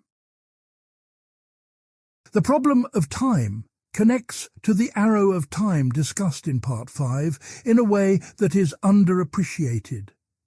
If time is not fundamental but emergent from correlations in the universal wave function, then the direction of time is also something that must emerge, and the conditions under which it does must be recovered from the timeless structure of the fundamental theory. The past hypothesis, as a statement about the boundary conditions of the universe's wave function, must be intelligible in a timeless fundamental framework before it can do its explanatory work in grounding the thermodynamic arrow of time. Whether the two problems can be given a unified treatment or must be addressed separately is itself an open question in current foundational work, and it has not been settled. Part 16. Boltzmann brains and the self-undermining universe. Part 5 introduced the Boltzmann fluctuation argument as a failed solution to the arrow of time problem. The specific failure it exhibits, that the argument predicts a vast dominance of minimally structured fluctuations over genuinely ordered histories, generalizes into what is now called the Boltzmann brain problem, and the generalized version has become a serious technical constraint on quantum cosmological models in current research. Understanding why requires seeing the argument as a quantitative constraint rather than a philosophical curiosity. Cosmological models can be and have been formally ruled out by the requirement that they not predict a preponderance of Boltzmann brains among their observers. A Boltzmann brain is a hypothetical observer that arises as a thermal or quantum fluctuation in a high-entropy environment, rather than as the product of genuine cosmological history and biological evolution. In any spacetime that remains in or near thermal equilibrium for a sufficiently long time, quantum fluctuations will, with probability governed by the Boltzmann factor, produce localized low-entropy configurations, including, in principle, a fully formed brain, complete with false memories of an ordered past. In an infinite or eternal spacetime, such fluctuations must occur infinitely many times, and the number of Boltzmann brains produced exceeds the number of ordinary observers by an astronomical factor, because a minimal fluctuation producing a single observer is far more probable than a fluctuation producing an entire ordered universe. If you are more likely to be a Boltzmann brain than an ordinary observer, your apparent observations are almost certainly false memories, which means you cannot trust any inference about the external world, including the inference that the standard model of cosmology is correct.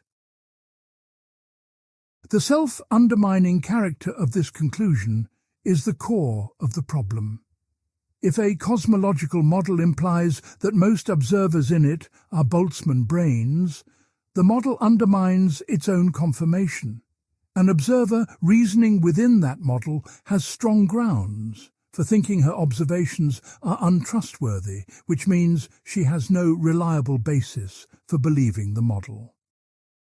A cosmological model that is epistemically self-undermining in this way fails at the most basic level of theoretical coherence, and ruling out such models is therefore not a philosophical nicety, but a basic scientific requirement. This constraint has been applied explicitly in the literature by Carroll and colleagues, among others, to distinguish viable from inviable cosmological scenarios. The de Sitter vacuum, the space-time geometry corresponding to a positive cosmological constant, provides the most immediate target for this analysis.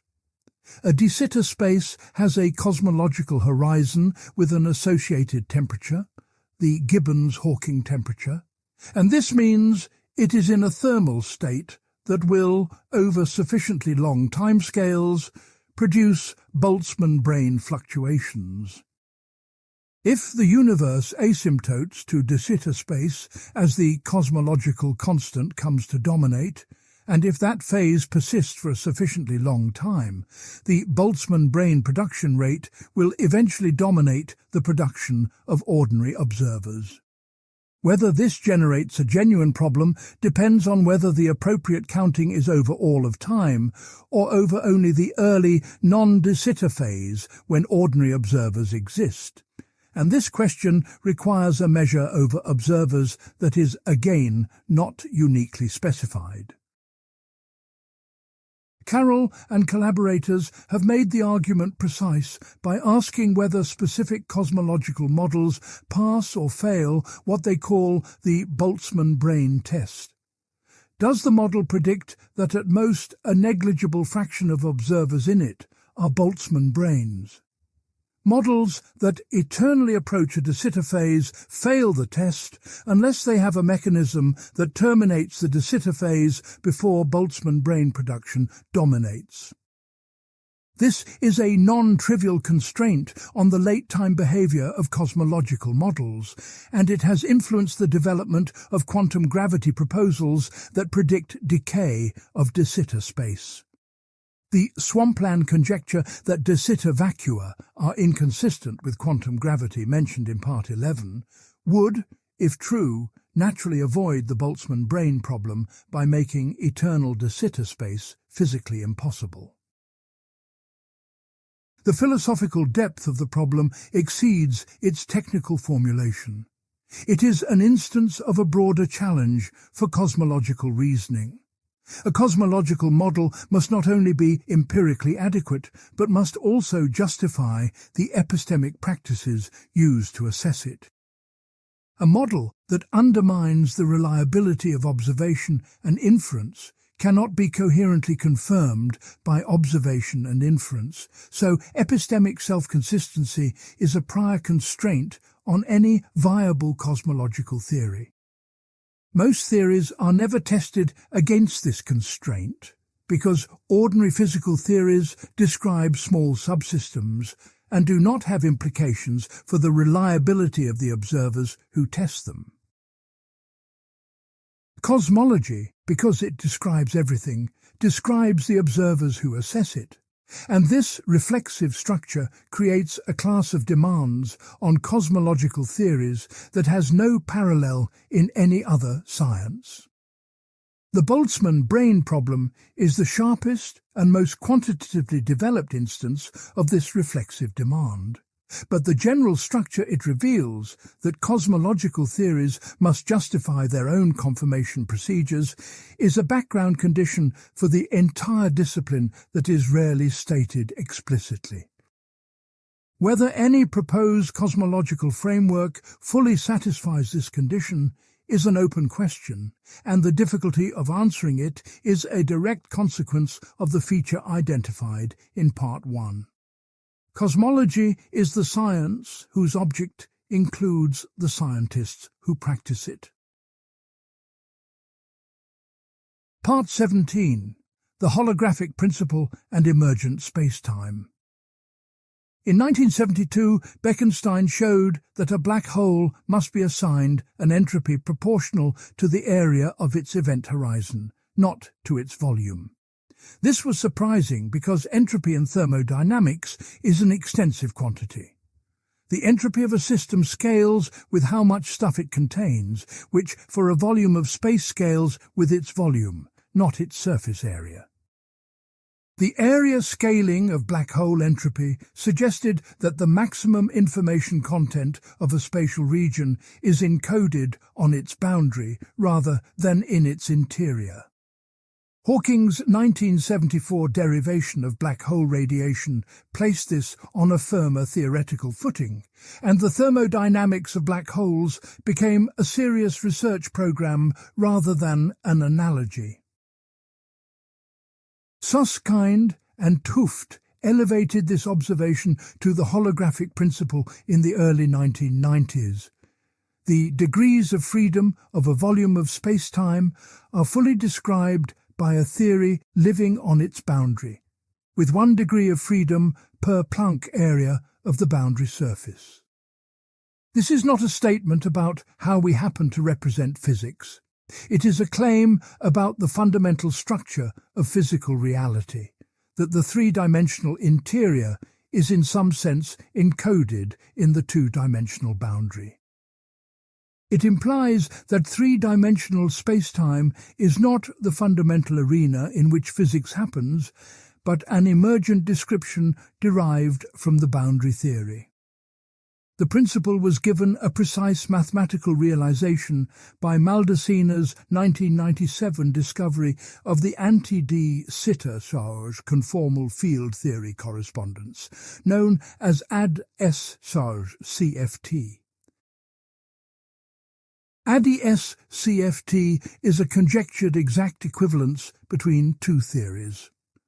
On one side is a theory of quantum gravity in an anti-de Sitter spacetime, a space with constant negative curvature. On the other side is a conformal field theory, a type of quantum field theory with no gravity, living on the lower dimensional boundary of that spacetime. The 2 theories describe exactly the same physics, just in different variables. A computation done in the bulk gravitational theory gives the same result as a corresponding computation in the boundary field theory. Crucially, the boundary theory has no gravity and lives in one fewer spatial dimension, but it encodes all the gravitational physics of the interior, including the formation and evaporation of black holes. The correspondence is a conjecture rather than a theorem, but its technical success is extraordinary. Calculations that are intractable in strongly coupled field theory become tractable in the gravitational dual, and vice versa, and the predictions match in every case that has been checked.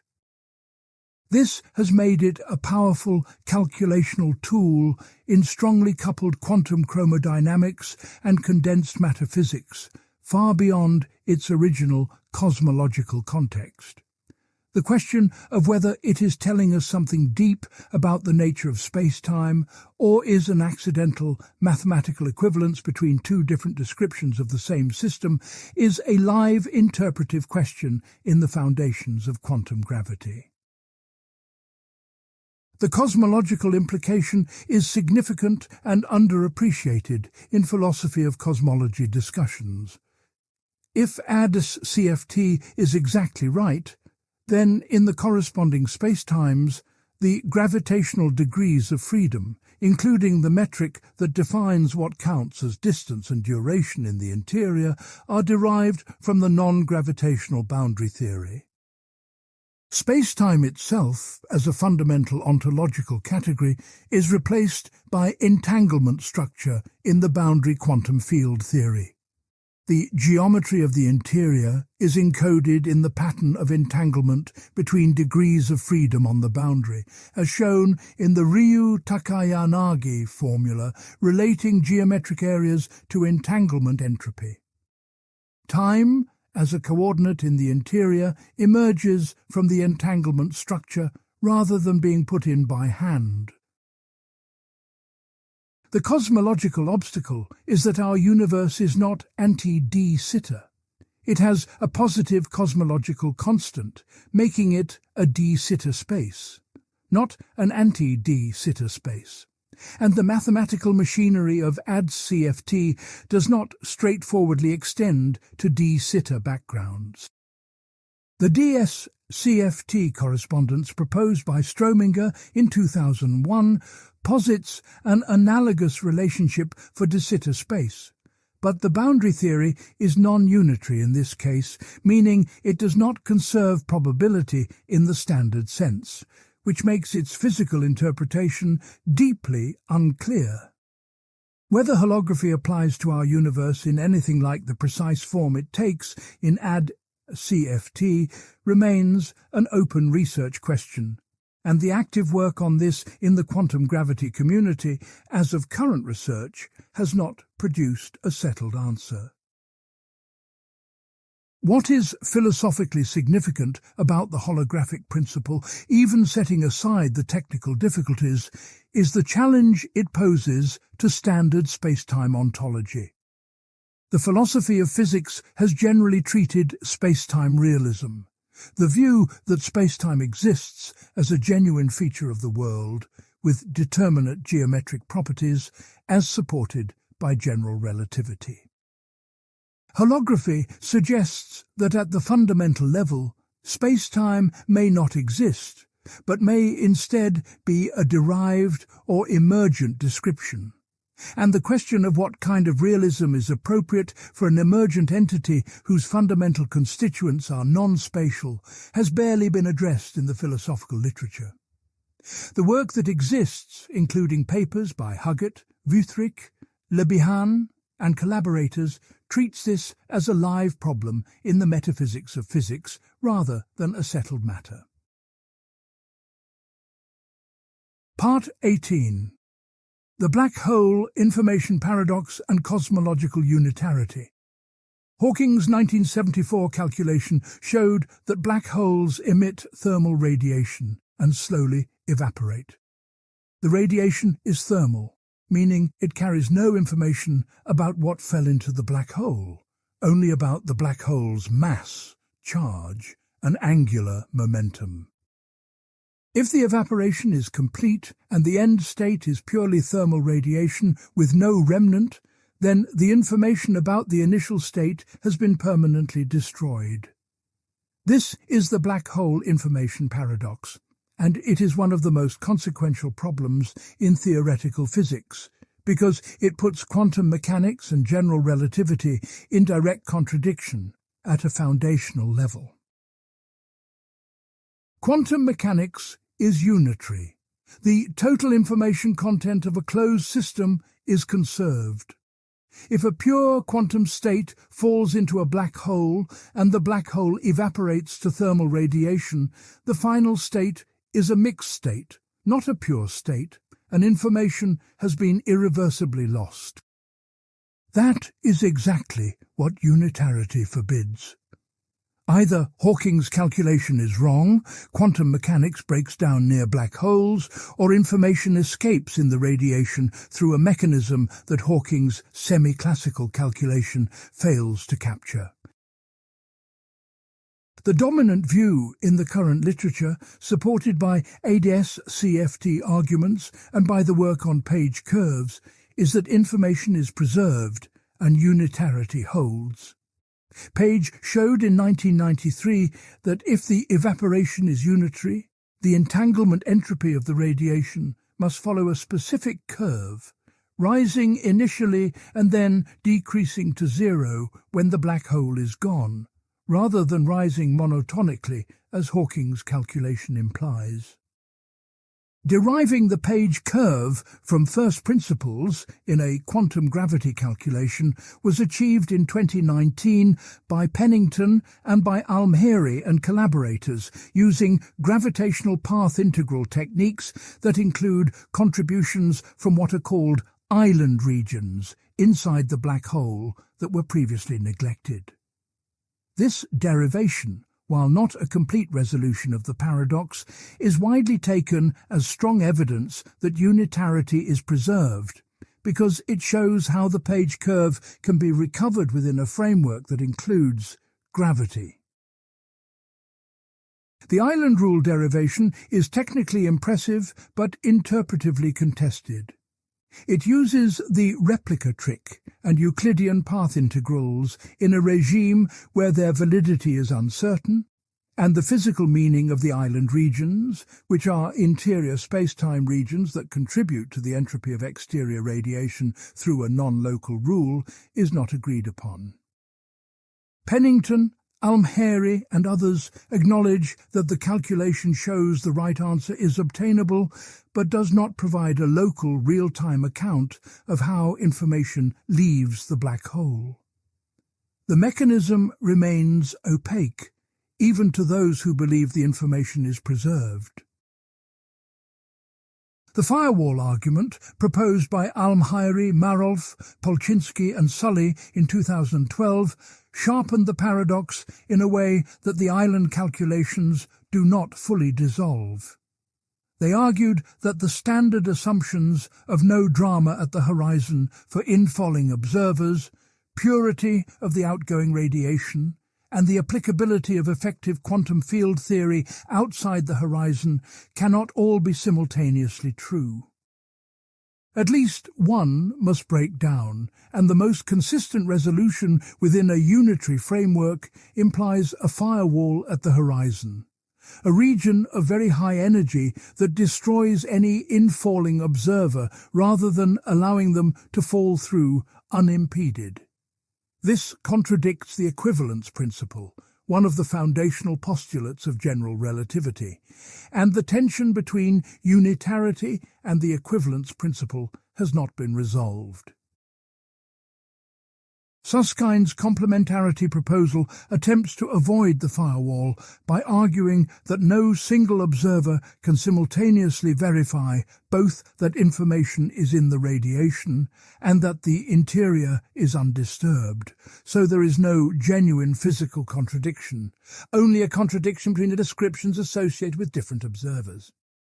The problem with complementarity, pressed by Mather and by the firewall authors, is that it requires allowing copies of quantum information to exist in two places simultaneously, which violates a fundamental quantum mechanical principle called the no-cloning theorem. The debate has been resolved at the level of basic consistency only if you accept that quantum gravity introduces a radical non-locality that distributes information in ways that ordinary quantum field theory does not permit. Whether that non-locality is a coherent feature of a future quantum gravity theory or a sign that the resolution proposals are themselves inadequate is not settled. The cosmological dimension of the information paradox concerns the universe as a whole.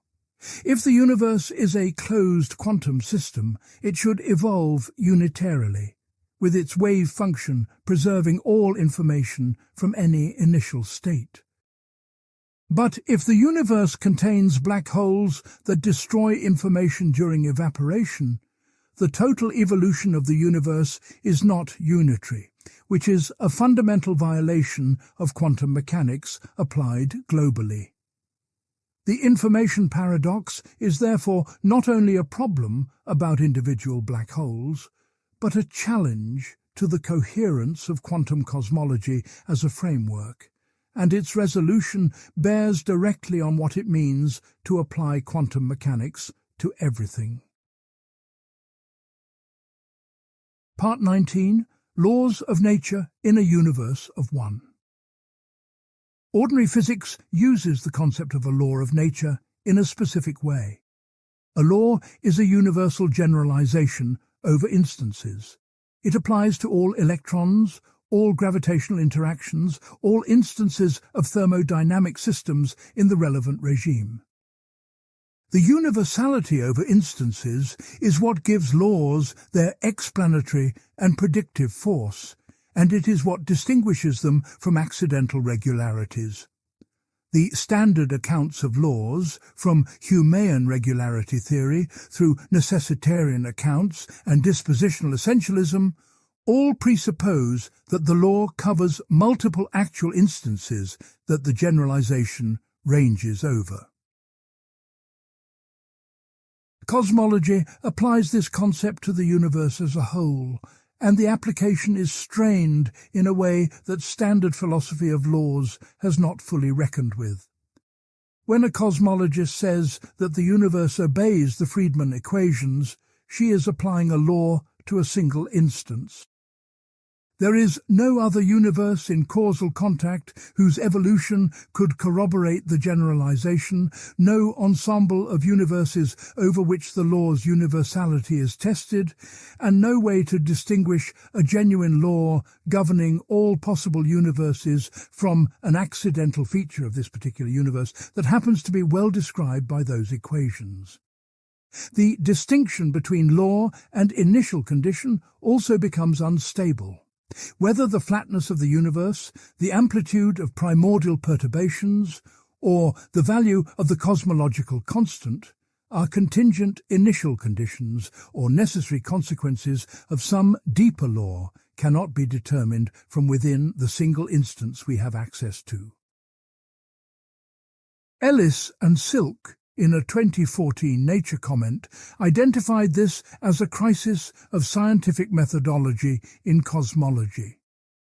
Their concern was not primarily philosophical, but institutional, that cosmologists were accepting untestable theoretical frameworks as scientific on the grounds that they follow from accepted theories without requiring the independent empirical confirmation that distinguishes science from pure theory. The response from the physics community was vigorous and divided, with some agreeing that the methodology had drifted from standard scientific norms, and others arguing that the criteria of testability and falsifiability developed for ordinary sciences are inapplicable to a domain where only one object exists and observations are structurally limited. That exchange is worth engaging with directly because it raised the question of whether scientific methodology needs to be revised for cosmology or whether cosmology needs to be constrained to what standard methodology can assess. The Humean account of laws, on which laws are nothing more than the most compressed true description of the actual patterns of events, faces a distinctive challenge in the cosmological context.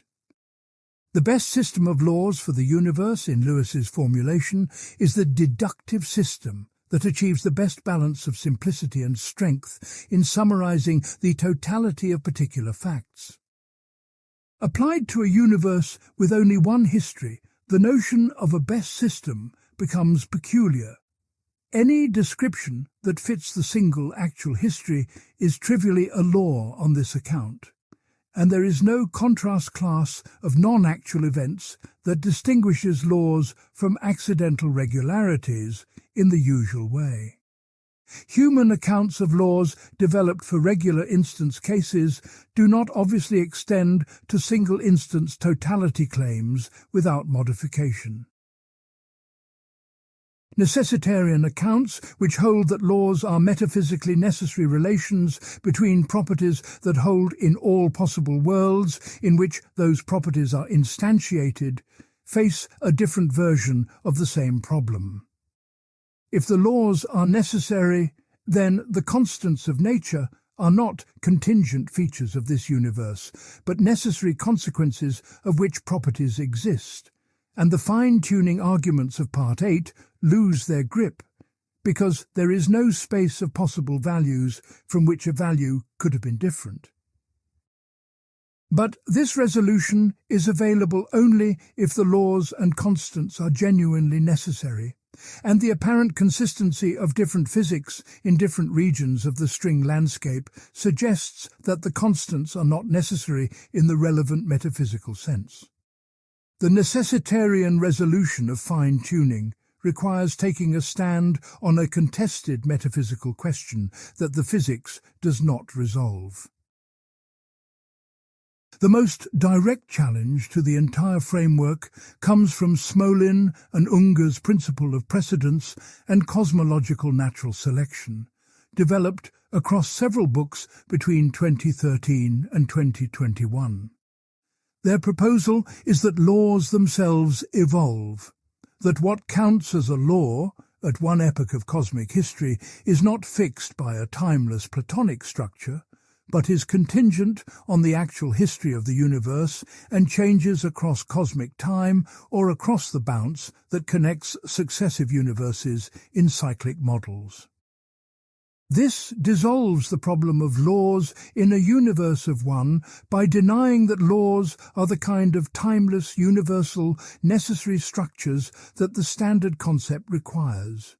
It replaces the question of why the universe has these laws with the question of how the laws evolved to their current form, making cosmology more like evolutionary biology than like classical physics. The proposal faces the objection that it relies on a prior notion of physical structure and process that itself requires laws to be coherent. So the evolutionary framework cannot be entirely law-free without circularity. Smolin and Unger acknowledge this, but argue that the cosmological natural selection framework requires only locally stable regularities, not globally necessary laws, and that local stability can be grounded in the dynamics of the specific history rather than in timeless necessity. The debate is ongoing and has not converged on an agreed response from the broader philosophy of physics community, which has engaged with the proposal less thoroughly than its significance warrants. Whether laws require multiple instances to be genuine laws, or whether a single instance governed by a stable regularity suffices, is one of the foundational questions of the entire philosophy of science, made acute by the cosmological case in a way that abstract discussions of laws have not fully absorbed. Part 20. The Leibniz Question and What Physics Cannot Answer. Leibniz asked why there is something rather than nothing. The question has been treated as a metaphysical curiosity, a conversation stopper, or an invitation to theology, but its force as a philosophical problem has not diminished, and the development of quantum cosmology has given it a more precise form without providing a physical answer. Understanding what the question is actually asking, and what kind of answer could in principle satisfy it, is necessary before deciding whether it is a genuine problem or a confusion. Both verdicts have serious defenders, and neither can be reached without first examining the question's structure. The standard dismissal is Wittgensteinian. The question is malformed because nothing is not a coherent state that the universe could be in and departed from. So asking why the universe is something rather than nothing is asking for a causal explanation of the universe's existence from a prior state, which presupposes the very framework it is asking about. This is the same move made about the singularity in Part 3. If there is no prior state, the demand for a causal explanation has no grip. The dismissal is correct as a criticism of one reading of the question, but it misses a more resilient version. The resilient version is not asking for a causal explanation, but for a metaphysical explanation. Why should any contingent concrete fact exist at all, rather than there being only necessary abstract truths and no physical reality? Parfit formulated this version precisely. Among all possible worlds, the null world in which nothing exists is the simplest and therefore, in some sense, the most probable. The existence of a highly specific and complex world like ours is therefore an extreme improbability requiring explanation. The objection is that probability talk requires a distribution over possible worlds, and no such distribution is specified by any physical or mathematical theory. The probability claim is doing philosophical work that has not been cashed out. But the objection shows only that a probabilistic framing of the question is not well grounded, not that the question itself is empty. The question of why there is a concrete physical universe rather than only abstract mathematical structure or nothing is not answered by pointing to a probability distribution, and the absence of such a distribution does not dissolve the question. The no-boundary and tunnelling proposals of Part 6 attempt to answer the question in physical terms by deriving the existence of the universe from a quantum mechanical amplitude. Vilenkin's picture of the universe tunnelling from nothing is explicit about this. The universe's existence is not a brute fact, but a consequence of the quantum mechanical amplitude for nucleation from a state with no spatial geometry. The philosophical limitation is that quantum mechanics is itself a mathematical framework, and deriving the universe from quantum mechanics shifts the question one level up. Why is there quantum mechanics or any mathematical structure rather than nothing? The physical answer terminates the regress only at the level of physics. The metaphysical regress continues through the physics to the question of why the physical framework itself exists and has the structure it does. Tegmark's mathematical universe hypothesis attempts to cut the regress by identifying physical reality with mathematical structure. Every consistent mathematical structure is physically instantiated, and our universe is one of them. On this view, the question of why anything exists has the answer that mathematical existence is the only kind of existence there is, and all of it is real. The proposal faces the objection that it is not a scientific hypothesis, but a redefinition of existence that expands the concept beyond its useful domain, and that it is not clear what it means to say that an abstract mathematical structure is physically real rather than merely abstractly existing. Collivan and others have pressed the point that Tegmark's proposal does not explain why we find ourselves in this particular mathematical structure rather than another, which reintroduces a version of the fine-tuning problem at the level of mathematical structure selection rather than constant selection. What the history of cosmology from parts 1 through 19 reveals is a convergent structure. Every physical approach to the deepest cosmological questions, whether the problem of initial conditions, the origin of the arrow of time, the interpretation of quantum mechanics applied to the universe, or the status of laws of nature, terminates in a residue that the physical framework cannot absorb. That residue is not a gap waiting for the next theory to fill. It is a structural feature of the relationship between physical explanation and the Leibniz question. Physical explanation proceeds by deriving facts from laws and initial conditions.